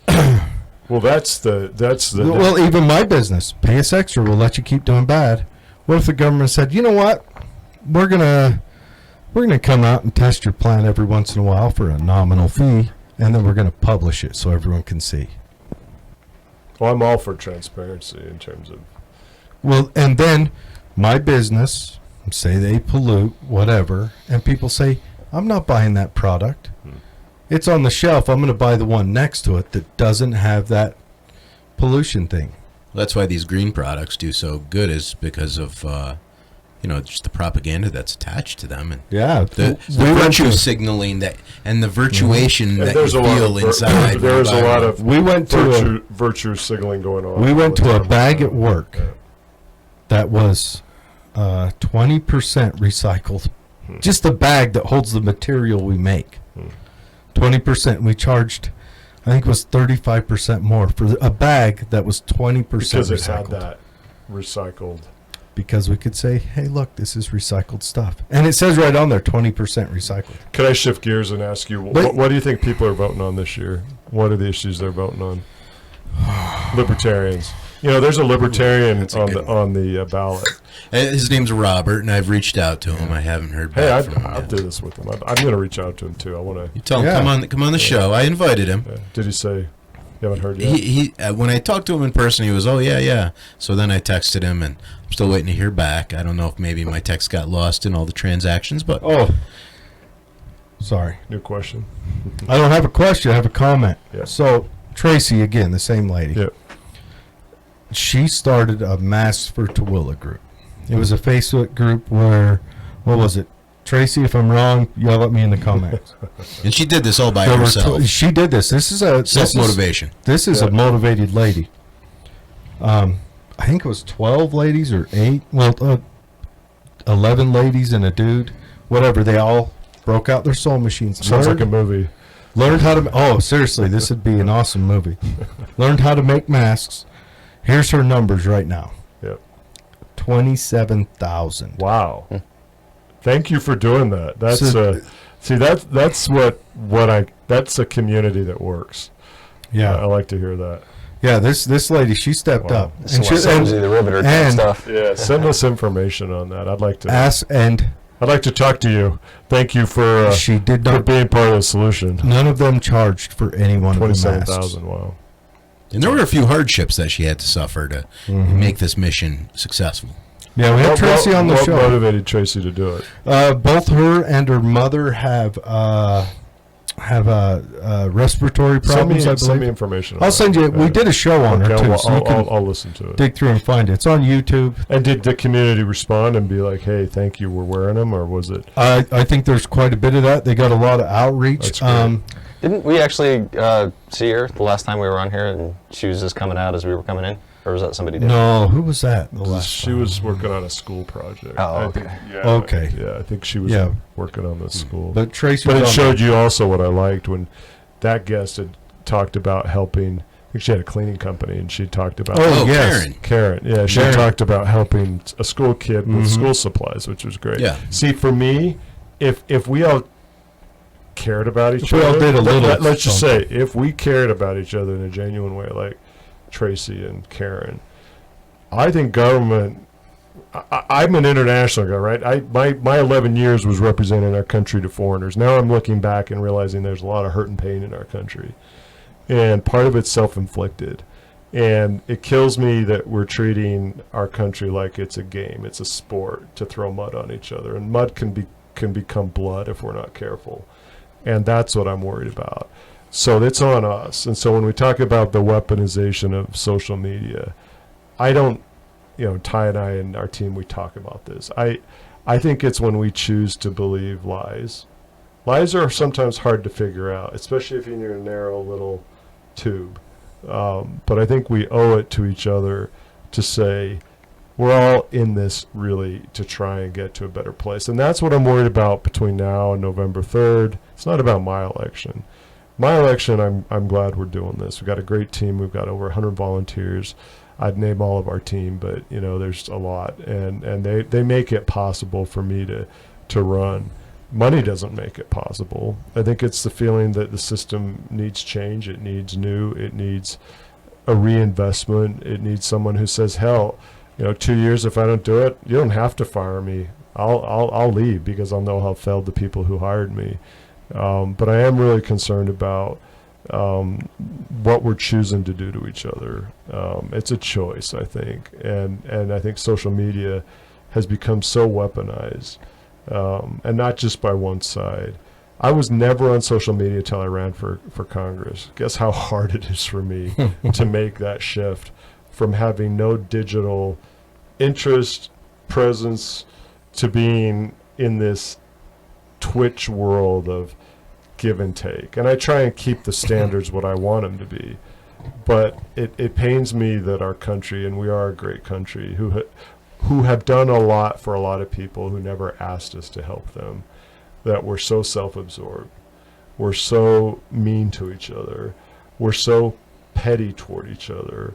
These are choices, and I'm not running to feed into that. If I win, I may say to our team, in fact, I joked to our comms director, Julie, I said, Julie, if it were up to me, we'd tweet once a year, Happy New Year, now I can get to work and do what people pay me to do. I happen to think this is The positive social media is there too, which is transparency. Yes. It's all that. I get that, but it's become a poison that people are sipping on, and I don't know how it plays out at the end. And I don't know. You have a view about community building that maybe is a bit different than mine, but I see more negative than positive with it. I have a theory that new means of communications always bring civil war. The Gutenberg press and Europe erupted into a war between Christians. This is a religious tracks couldn't be. Never thought of that. Yeah. You had the telegraph. It's the right after the telegraph, the United States went to war. I think the minute you can intersect ideas from so far away that they haven't contacted each other before, it's abrasive. I think you're right about that at one level. Now, I do believe that U.S. is on its way out. One, we can't keep going. is on its way where to out. that we're done. Our best Well, we days may are- stick around. Oh yeah, our best days are done. But just numbers alone, China's got us. Well, it's not just numbers, but it's See, that's economy. where I would, and I'm not just saying this because I'm running for Congress. I believe that's a choice we'll make, but we're making it right now. Well, I hope we make it like Great Britain did when Great- they handed the torch off properly. So you're saying we ought to hand it off to the Chinese? I don't want to. I don't think we have a I hope. choice. I hope we soften them first. Maybe I'm going to sound, stereotypical here. A country that's based on the great ideas with all of the problems in our history, and we got many. I mean, Topaz is in the district, and, I opened my book by talking about what, former Civil War veterans decided to do after the Civil War. They went west to get more war against the Native American indigenous population. So I do think though that if we choose to become a mediocre country that was once great, that's on us. It's not on the Chinese. I don't think it's mediocre, because we can retract. We don't have to be in another country. We can start focusing in on ourselves. Well, we're doing that right now. America first. What is America first to you? America first to me is a big middle finger to the world, and I don't believe that's healthy. So you and Dinesh D'Souza thinks we need to have our shit meddling everywhere? No, I wrote a whole book of. Hold up that book. Yeah, What is right it? here. What does it weigh? The mirror test. I What is own it? the book, What is and I bought the audio book. What does it weigh? 2 pounds. There's a reason why I wrote that book, Yeah. which is we don't need. It's to be not telling America first. America first, I believe, means we got to correct it. Now, I don't know what it means by who says it. Here's what I think. I think we should go Tooele County first, and let Salt Lake County go Salt Lake County first, because they're doing it anyway. We may as well just deal with it. And then Utah goes Utah first, and then I would like to see the federal government say, step one, ATF, we've got job services down the street. We'll teach you the code. Step one. And then we say DEA, they blaze a trail into battle for you to follow. And then we say FBI, guess what? And we send those guys hiking. Because I think, one, I don't see anywhere in the Constitution that it says we should have federally armed law enforcement anywhere. Secret Service, down the road. We'll see you later. Only Barney Fife and his deputies. I believe it's written in the Constitution. The Constitution doesn't say. Constitution's changed over Barney time. Fife and his deputies, man, he's moving up in the world. Yeah, right. A well-regulated militia. in there. Yeah, the Constitution has changed, but I don't see anywhere in there. The Constitution doesn't say you can do everything except. The Constitution says this is what you can. Yeah, reserved. And then 10th Amendment it for the rest.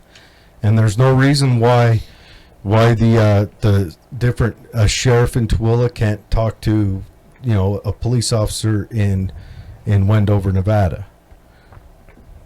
That's a fair point about the uniformed law enforcement, who's doing what and why, and at what level is it in the interest of citizens to, the drug wars being a big example. At what level did the drug wars create?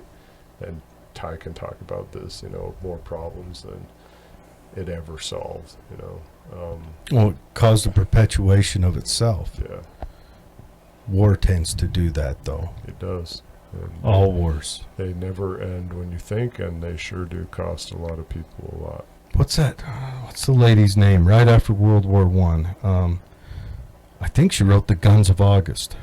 Barbara Tuchman, Was it Barbara Tuchman? she wrote The Guns of August. She wrote a book that said March Then of it's- Folly. it essentially boiled down to we should have let Germany win. Where would the world be without France and England meddling in everything they meddled in after?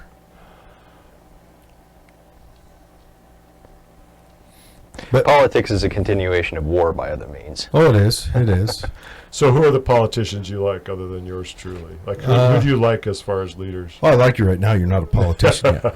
But who do you like as far as Who do I like that's in there right now? Leadership, yeah. Thomas Massey. like Rand Paul, Justin Amash.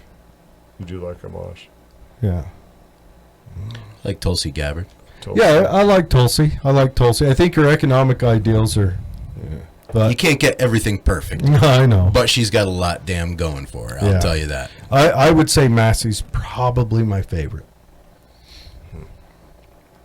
Anyone local? What about the gubernatorial? I'm in for Cottom, Tell me Same. more about him. libertarian. We talked about he's a really reasonable guy that sees the holes. What's his backstory? He's a surgeon, Oh, okay. and Stomach doctor. he comes. Yeah, he's a bariatric doctor, Wow.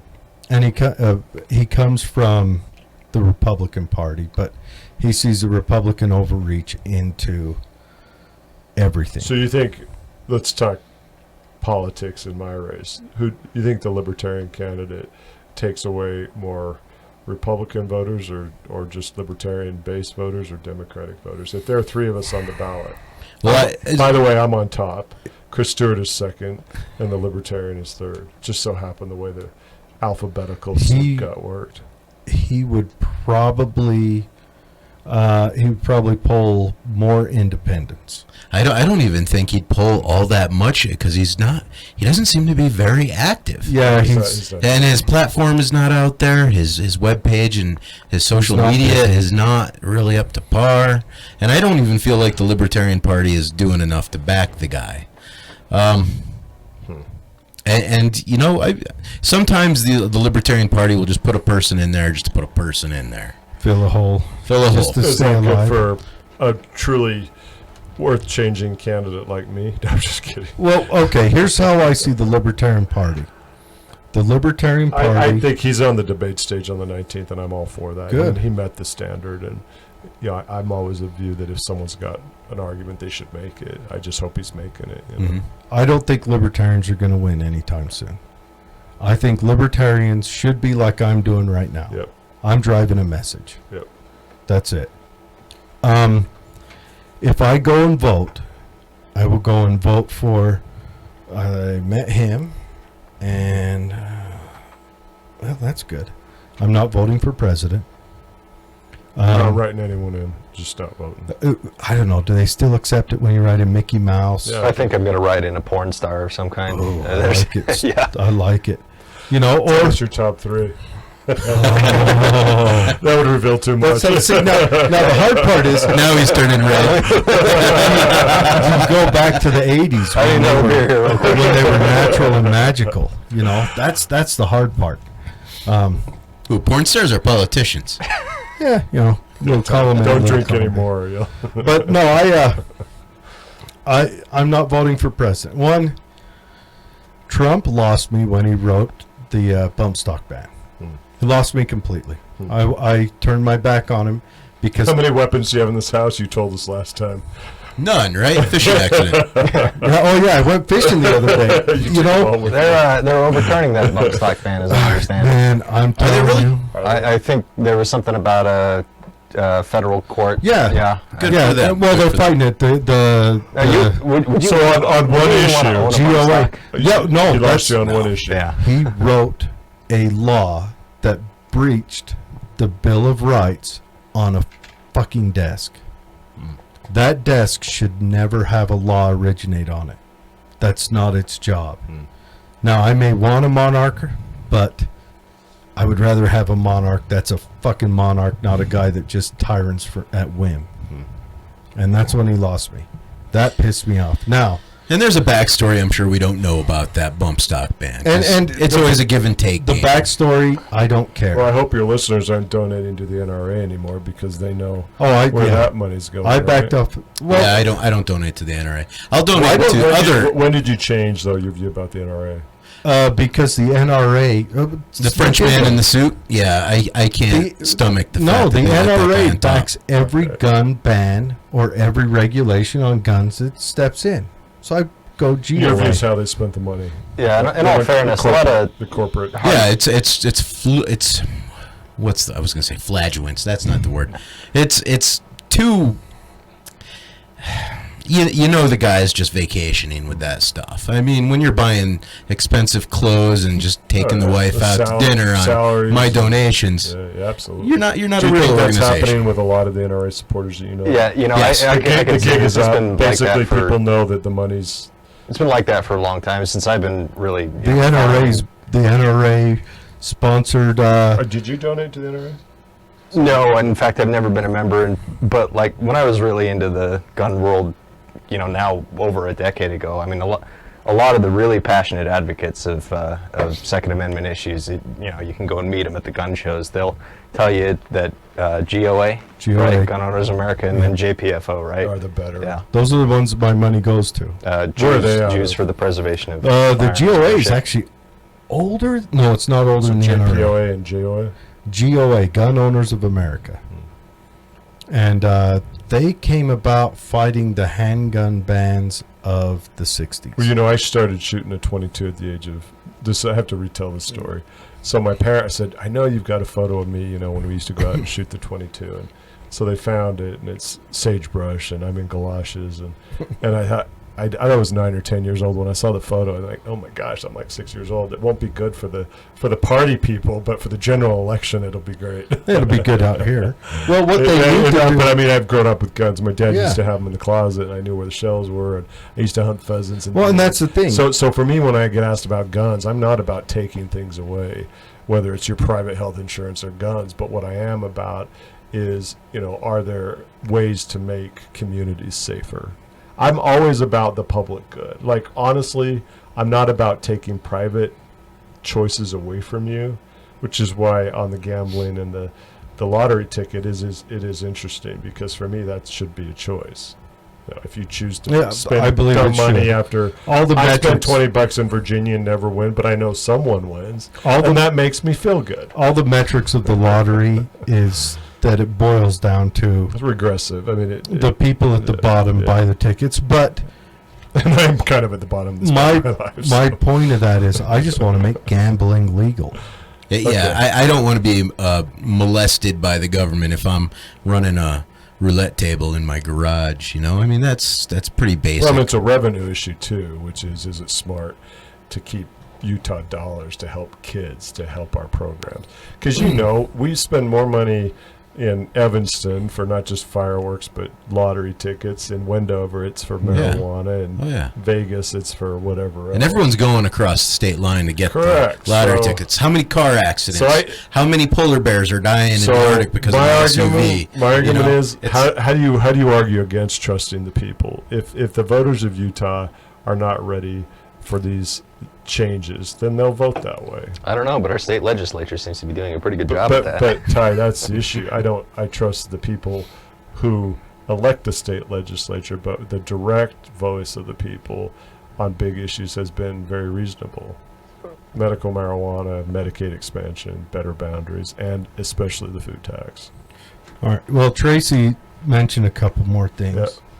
I think she's a fan. Tracy's the star of the show. Yeah, she says. Thanks, Tracy, for persevering. You're doing good things. She's an outstanding lady. She actually works with Dave as well in Dave's day job. Wow. Well, the vicinity of Dave. The government world. Yeah. Seems to me that he is not just economically driven, but is really trying to be for the people as one. And that is not the norm with politics. Then she says, she kind of repeats the beginning on that. He is more for the people as a whole versus only focusing on the economy, but realizes the economy affects the people no matter race, religion, or economic background. No, Tracy, my view is that most people want to get up in the morning and go to work, and preferably they're Nobody wants to, but they're happier when they do. Oh, do you think COVID hasn't proven that parents are losing it and saying, just get the kids back into school? Parents. I just think most people As I'm want, waking up at 4 o'clock in the morning tomorrow, I will say, that son of a bitch lied. but most people want a job. But yes, It's jobs, self-worth, it's Dignity. It's dignity, absolutely. And so It's this dignity. idea that our government should point fingers and say the lazy people are screwing the system. There's some who are always going to do that, but I think most people just want a fair deal. I look at it And also. the fair deal is no longer at work. I've got people who donate who list unemployed. They give me $5 to say fight for me, and then I have people who have bazooka bucks that give $2,800. And I want a model where I'm not worried about the donations. I'm worried about policy that will help people. And that's the problem of our system. Is this race going to be determined on whether Chris Stewart has TV ads or I do? I don't have enough money to put TV on. We had a virtual fundraiser with a Marine general I used to work with and a former journalist, and it went well, but it was not a huge amount of money. But I thought we should be just having conversations about policy, not about what came into the coffers so Ty can be paid. And I believe in paying our staff, not what they're worth. Well, send us your Bitcoin. So, And you'll get to talk about Bitcoin. so is Ty making more than minimum wage at least? When he's working, he is. All right. Bernie Sanders, do you hear that? I'm He didn't have to unionize to get what you argued for. One day, I might still unionize about the working conditions, though. Oh, please. Calio is very hot. you got to ride around in the side of a pickup truck bouncing. Call it Christmas diesel rings. therapy. No. It's, what time did the staff wake up? Noon, maybe? I'm a 7 a.m., 6:30 riser. When can we do stuff? Oh, let's wait until the late risers get up. And no, I'm just kidding. Mhm. We've got a great team, but the problem is that I don't want our politics to continue to be about. Again, it makes me sick to see how much money is being spent in CD4, right next door, the McAdams Burgess Owen race. It is millions of dollars, and I drive around Salt He Lake. was an NFL star. But I drive around Salt Lake, and you see, to Ty's point, you see people hurting. You see community groups that are not getting donations because of COVID. And I don't think we Americans should be okay with money driving our politics. And I think the only way you fix that, since the Supreme Court has ruled the way it has, is you take it to the people. And I think if you take it to the people and you say, hey, if you're okay with the status quo, guess what? This is only going to get worse. Because the people with the most money usually win. And are they the that's best true. people? I don't think Well, so. you There's could- Take it some to might the people take it to you with pitchforks. You know? I would say Trump Well, that's kind of broke eventually that where mold. we're.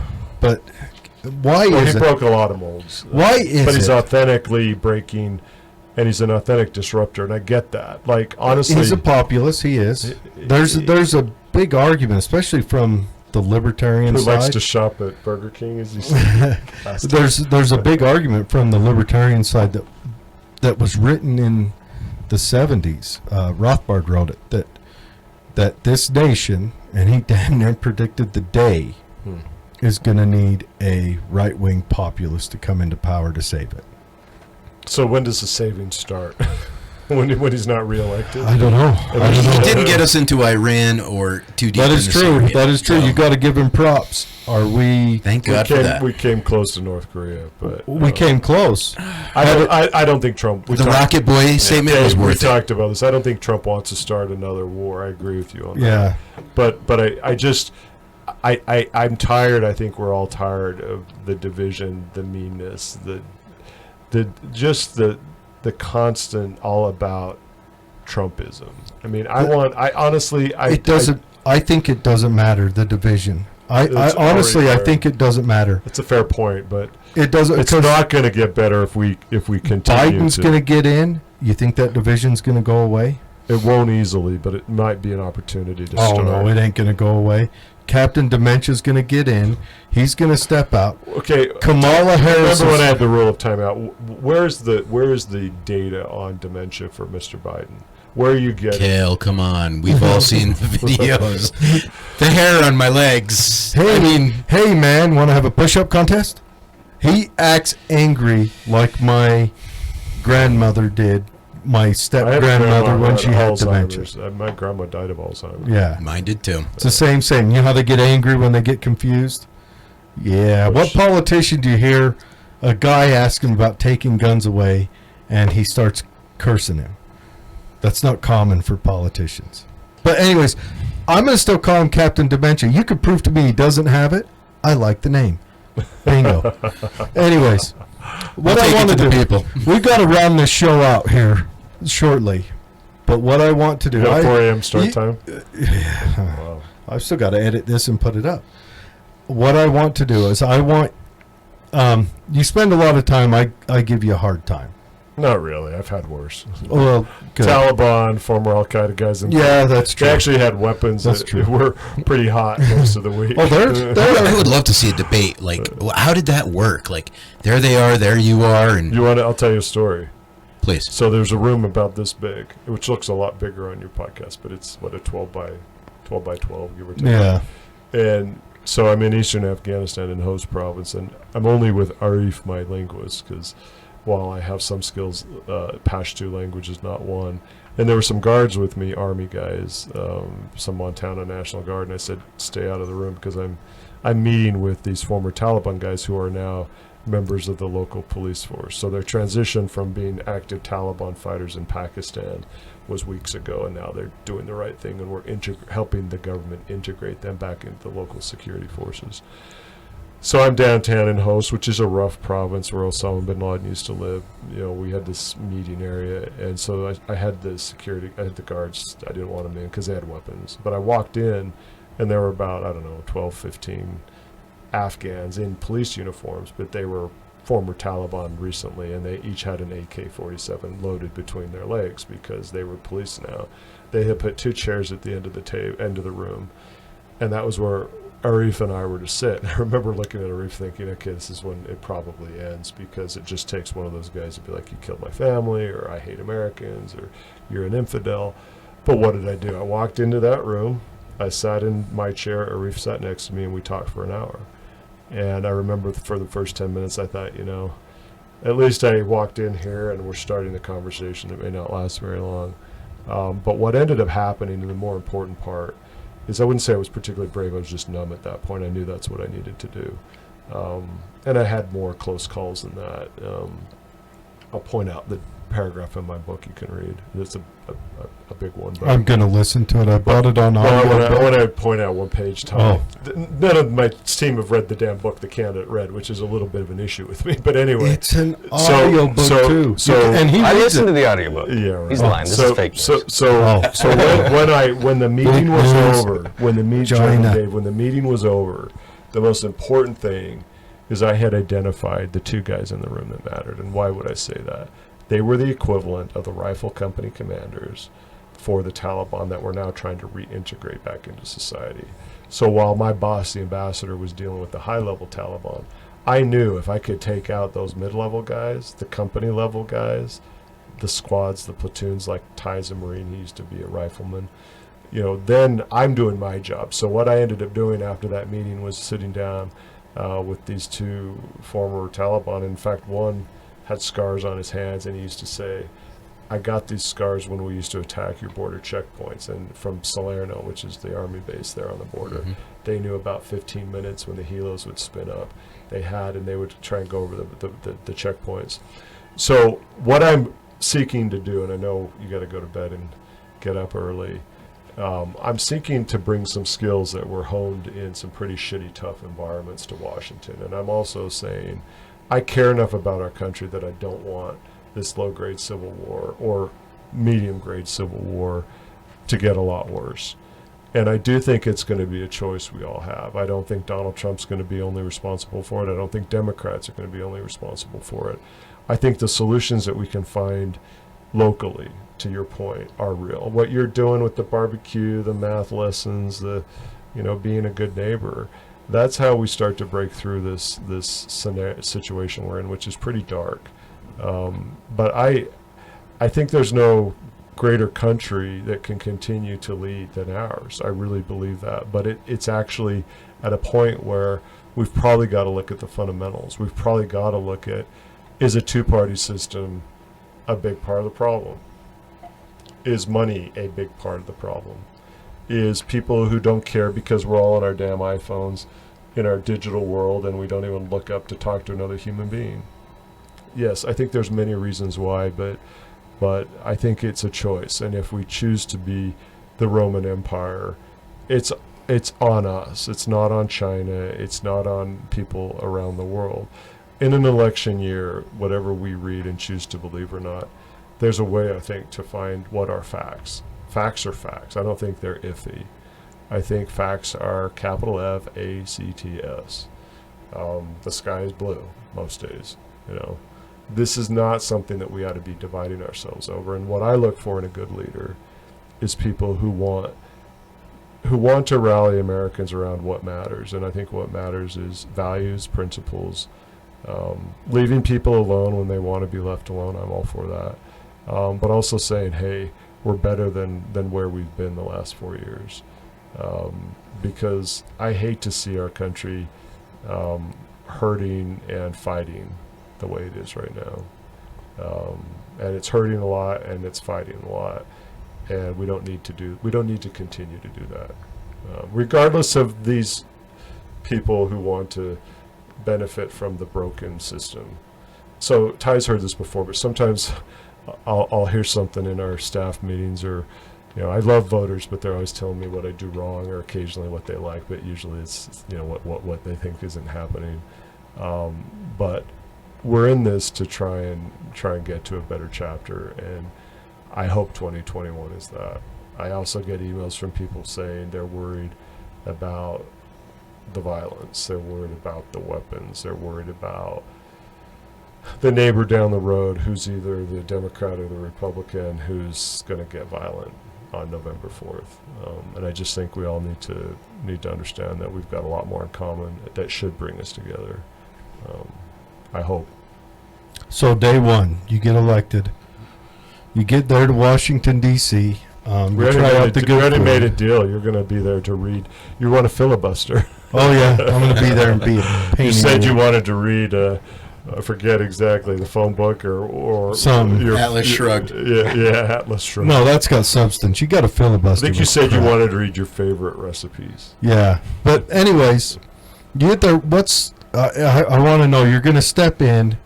Now, granted, National Congress is going to have a little different impact than more of a state or whatever. But what are you going to try to saddle up to and focus on day one? Medicaid or the medical system? I think the first thing I'd do is probably try and find the best caviar. I dig it. I'm with you. No, I'd probably try and find the other members of Congress who, on paper, would be the most opposite from me, and I'd say, I'll buy you lunch. Let's talk. Do what we're doing. I like it. Beat Newt Gingrich. Well, what I'd do is probably identify the people that you would think, what does Weston have in common with that person? Then I'd say, better yet, let's go meet in Boulder, Utah, or let's go meet in Zion National Park to break down those barriers. Because as we all, I think, know in life is about relationships, and it's about connecting. How cool would it be? And then I have policy issues. I would work. I think healthcare is broken.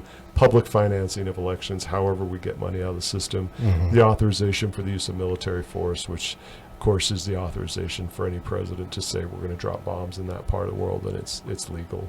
Yeah, Congress has totally given that power away. So those are some of the specific areas. But more, I think it would be tone and outreach. It would be, hey, right-wing Republican, I wanted an R+16. You're a right-wing Democrat, though. You need a left-wing Republican if you want to go opposite. No, that'd be great. I'm a right-wing Democrat. Well, yeah. What if you built... I don't think... it's hard to put me in a box. That's why Stuart has a hard problem. What if you built a regional coalition with the other congressmen, regardless of their party? Oh, the committees I want to be on, number one is NASA. I want to work NASA. You want to be on Space Force. I take it. Not on Space Force. You want to go State Department to Gleep Glorp. Right, it would be. Hey, I want to be on Space Force. Yeah, it would be. Hey, Earthlings, I did my best. I'm on the one-way ticket to space. Good luck down there. No, I would want to work issues that, labor. Education. Lands issues are always going to be important. But I think we just need. It's not like I think people should vote for a candidate based on a biography, and I've got a pretty serious biography. It's not that. I think you should invest in people who care. I think you should invest in people who know they don't have all the answers. I think you should invest in people that know our history.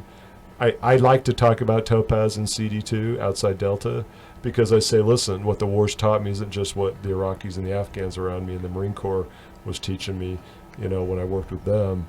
It's how war changes us at home. But, I'm still probably the history student that likes to think about when we Americans did good things for people and didn't get anything in return. And I think that when you get good people in government, things can start to get better. And I'm not saying that I'm in that category per se, but I think you've got to look at the character of a country, and that's driven by the character of the people. And I said once on an interview, and it kind of just came out of my mouth, but I want to say it here, is when the dreams of the world are with us, that's when we're strong. And we need to get back to that. We need to get back to when young kids around the world, and I know a lot of people in Latin America, I know a lot of people in Asia and Europe because of my former job in the State Department, they're rooting for us. They really are. They want the Americans back who were leaders and respected, not where we are now. And I didn't want to turn this into a... That shiny city on the hill. Well, it's just that we were values-driven, and honestly, we were generous enough to know that we're pretty fortunate because of geography, 2 oceans, we all know that. Canada and Mexico, we weren't living in the middle of Europe. You know, that we care enough about issues like the environment that affect everyone, not just us in our state or in our country, that we have a country that says you're welcome to come make it work here. And that's the America that, you know, I when I was in New York City for a while, I used to go to the top of the World Trade Center, and I write about this at the end of my book. When I used to look from all the friends and family would come and you would take them to the World Trade Center, and before, of course, it pulverized. And I remember 2 scenes, and maybe I'll end with these stories. One, I was at the top of the World Trade Center observation deck, and on the other side was a wedding going on.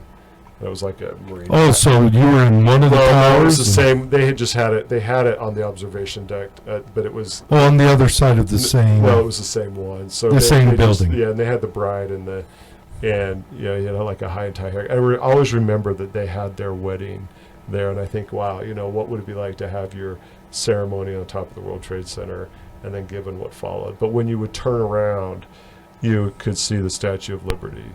And the way I write about it in my book, from such an elevation, the Statue of Liberty looked like a toy army soldier, which, of course, after all my time in the wars, took on a whole new meaning. When we're a country that I think is welcoming and generous and kind and gives a shit about each other and people around the world, that's when we're the America that I think can get through this chapter. But it's not guaranteed. It's not going to happen on its own. But it's not because the Chinese are going to come in and take over. It's not going to be because, the Russians get lucky in Europe and we pull out of NATO, which is what Trump might do, and we haven't even talked about it. I don't think the Russians have any designs on Western Europe. Well, anymore. but the weakening of the alliance is what they want. So what I'm saying is that maybe an economic Jared, design. we will write our own future. And I'm a writer candidate too, and guess what? I'm not going to give up the pen. You are a writer. Check it out. But I'm Right not there. going to give up the pen, and I'll truly end with something that a friend of mine, a good friend who's not American, said to me. Said, the problem, Kael, is you're in love with your country. And I had never heard it put that way.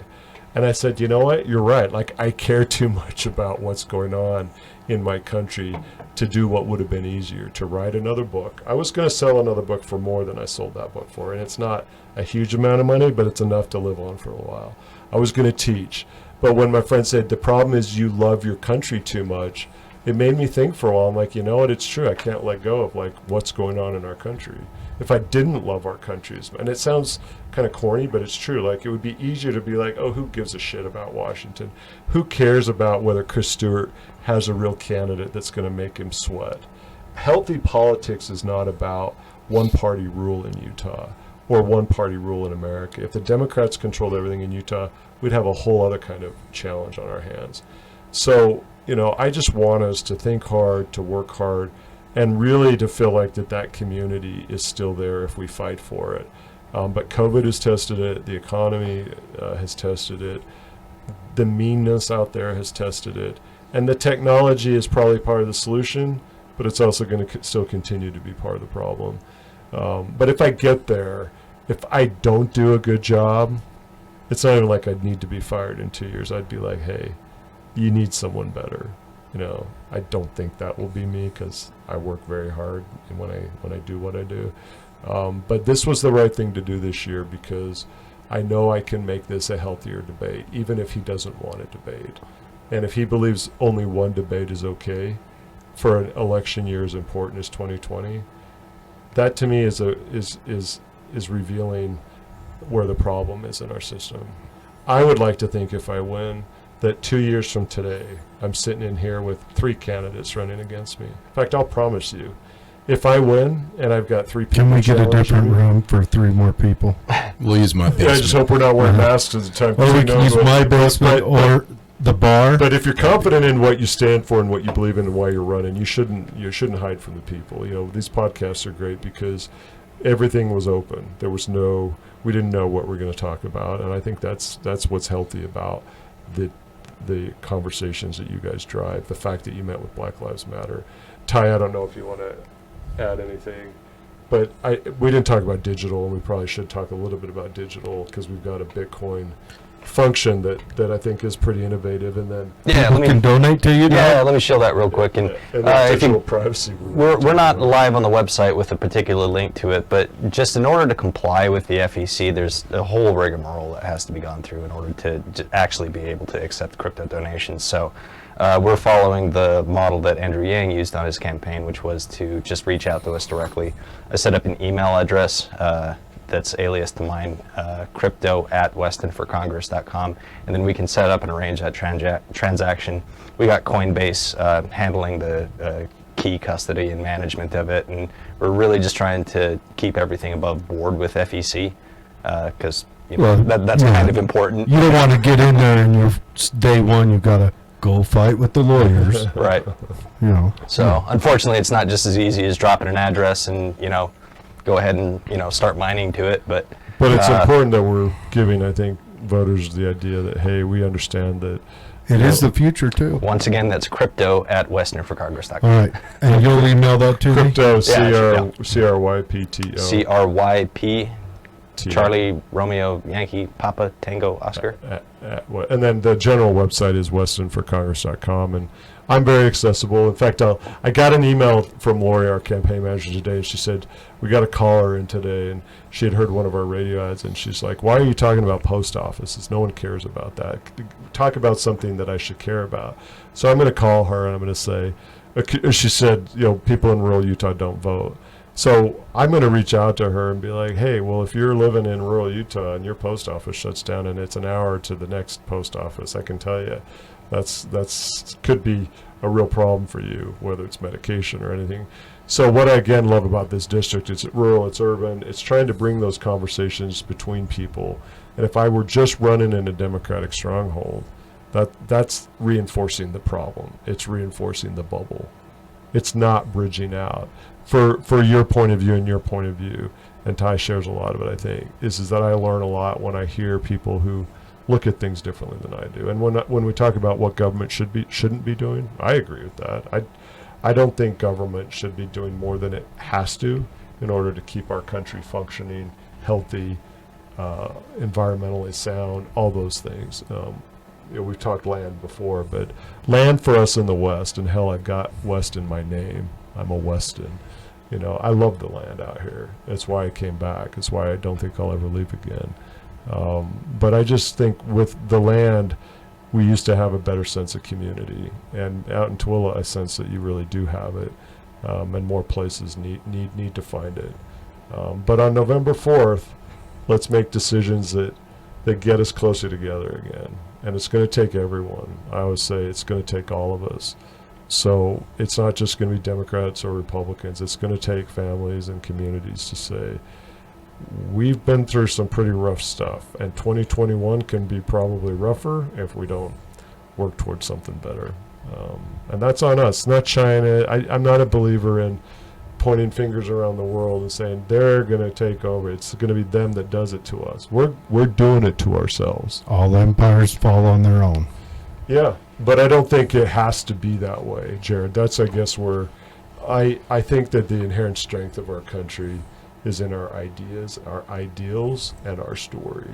And our story is still an amazing story. It's got a lot of chapters that we don't want to relive. It's got a lot of pain. It's got a lot of, people of different adjectives that were treated differently. But at the end of the day, I feel like we've done some pretty remarkable things. One of which is get us to the moon, because that's what also should bind us. We never went to the moon. That was Kubrick. That was done. No, I'm just kidding. Next episode. Anyway, thank you for another. We'll maybe be able to do this one more time, hopefully, right before the election. Yes, and I'm glad you got the pitch in the end. Yeah. Everybody, Kael is an outstanding guy. I like him. I like that he comes on here and talks. We just shoot emails or text messages back and forth all the time. So it was good of you to work around our crazy schedule. So we'll be in Dugway tomorrow. In fact, I need to follow up with you on the next visit. But this is great because I know it was a quick turnaround for you. And I'm a believer these conversations are what I talked about. It's what gets us closer. It's election season. One of us will show up in this room for you anytime you need it. Well, it's important that we're doing it, so thank you. Yeah. And if we can get other candidates in here so we can do debates or even a Zoom debate, we'll do it. Yeah, we'll do it. That's the point of the podcast, is to allow community to decide well, maybe the how it goes forward. Maybe if the Libertarian candidate would like to do it, I'd be happy to get to know him more, because I think he's going to be on the debate stage on October 19th, and I'd like to hear what his story is, what he wants to do. Mm-hmm. Yeah, definitely. Should too. Yeah. Definitely. So, KaelWeston.com. Go to any of the show notes, descriptions. There will be links in there to go there to donate Bitcoin to for all you ladies. He is still single. Anything you want to give us, we'll take. But any advice, any issues? He may not talk about some of this stuff. It's a PG campaign. It's a PG campaign. That's right. Except for most of the time. Except for when he's out in East Wendover. But yeah, so jump on there. I'm going to go ahead and plug my other show right now. If you like aliens and ghosts and stuff, come give us a listen on the WoW Pod. What is going to be that one? Tell me more about that. We've got ghost hunters in this week. Oh, wow. And we've been on a ghost hunter kick. It's a build up to Halloween, and we've also got a ghost hunt going on at the Benson Grist Mill on the 24th. What does that mean? Like, do you go and find a location? It'll be my first ghost hunt. You got to get a permit. Hey, have you ever covered Skinwalker Ranch? Or been we out have. there? We chatted Skinwalker Ranch. Where's that? That's out by Roosevelt. Like, Duchesne, or Yeah. And what's Skinwalker the story? Skinwalker the story. If you go by the official narrative, the Navajo were angry at the Utes because the Utes sided with the white man, so they put a curse on them, and the curse was a skinwalker. They turn into like a werewolf or something. Well, skinwalkers are witches that can... We are way off topic on this one. I want to talk about this for an hour because it's off politics. So you go to like haunted locations or locations. We went to the Area 51 raid. Oh, did you? Yeah, that was a party out in the desert. It was fun. What was that like? It's just a party. They a lot of people dressed up. Concerts. Yeah, a lot of people dressed up. That'd be fun. When did that happen? That was last September. Huh. Yeah. I wish it would have went on this year, but a virus came and screwed up all my dreams. But yeah, that was fun. Went out there. It was a concert out in the desert. We talk aliens, ghosts, conspiracy theories. We can dive deep on some of the MK Ultra shenanigans that went down. Things like that. Come on over there. And I'm trying to open up the network, this show and the other show, and we've got 2 more shows coming forthwith to advertising. If anyone wants to advertise, get a hold of us.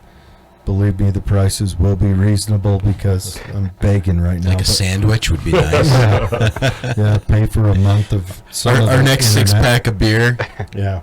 Well, you're putting on a good show, so thank you again. Well, I hope so. But yeah, you can. I'll send you the links to the other show if you want to listen to some of the shenanigans. Well, I'd like to, because when I'm not doing my day job, I watch space shows. So not so much the ghosts, but I do a lot of the space. And you're driving. That's podcast. You got to have podcasts to drive. Can't listen to the radio anymore because it's all commercials. That's true. And zero res, that's every third commercial. But yeah, come check that out if you want. If you're into that type of stuff. Maybe we ought to put an ad on the podcast. I'll talk to Julie. All right. When's your next one? Our next show Yeah. for this one or the other one? Both of them. Tuesday, but it'll be a network, so it'll be across every show. The ad will be on every show. Yeah, maybe we can put an ad on your. Yeah. Maybe you can start a podcast. I'll get you in touch with our He's always said we need to do that. and he's with our right. marketing manager. Oh, and here I am. Actually, podcast is a good way to keep it real. Yeah, I think so. it is. It is. And this conversation, we have a lot of banter back and forth, but my thing is, at the end of the day, I've shooken your hand. Mhm. I've looked you in the eye and I've met you. Yep. That is my prerequisite. And I don't think you can to- hide in a podcast. I think you actually have to think and consider and. In most podcasts, yeah. Yeah, I mean, it is a good model of conversation because, it's telling stories around the fire, but we're not Mhm. doing it in front of microphones. Yeah, this is your fireside chat. It is. You just got to start talking a little Atlantic to match up with Delano. But yeah, come give that a listen, and to get a hold of me for setting that up, it's jared@thewowpod.com, and that'll be in the show notes as well. But definitely get out on the 3rd, and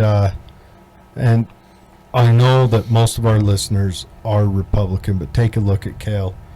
He is he's not the Democrat that probably most Democrats aren't, but he's not the Democrat that you're seeing pushed on average right now. Well, I trust voters to vote for people, not for party. Yeah. I think that, Well, and you don't have any of some of your message reflects, but your message also would match up with any moderate Republican right now as well. So, Well, I'm proud to be a Democrat. There's no question about Yeah. that. I just trust voters to do your homework. we need more centrists. Yeah. I would vote for Kael over Cox for governor any day.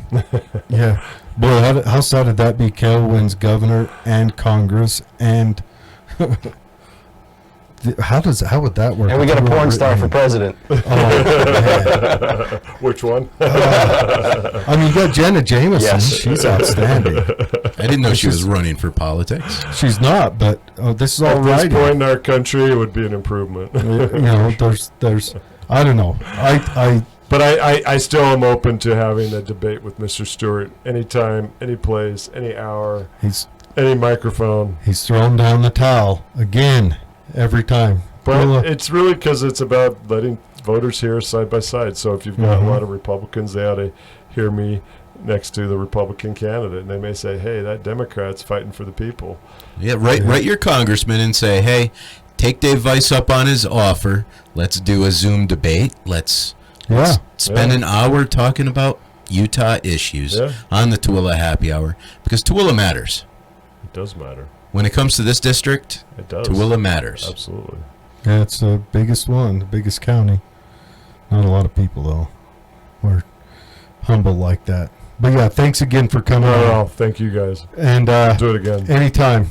Even if you want to do it from the road, you can pick your phone up while you drive. It's more fun doing it here. But yeah, it is. You'll have your own brew next time. Hey, we got some blueberry coming up next. Now, if you want to see your previous shows, I've actually, I like it. I listened to the last two.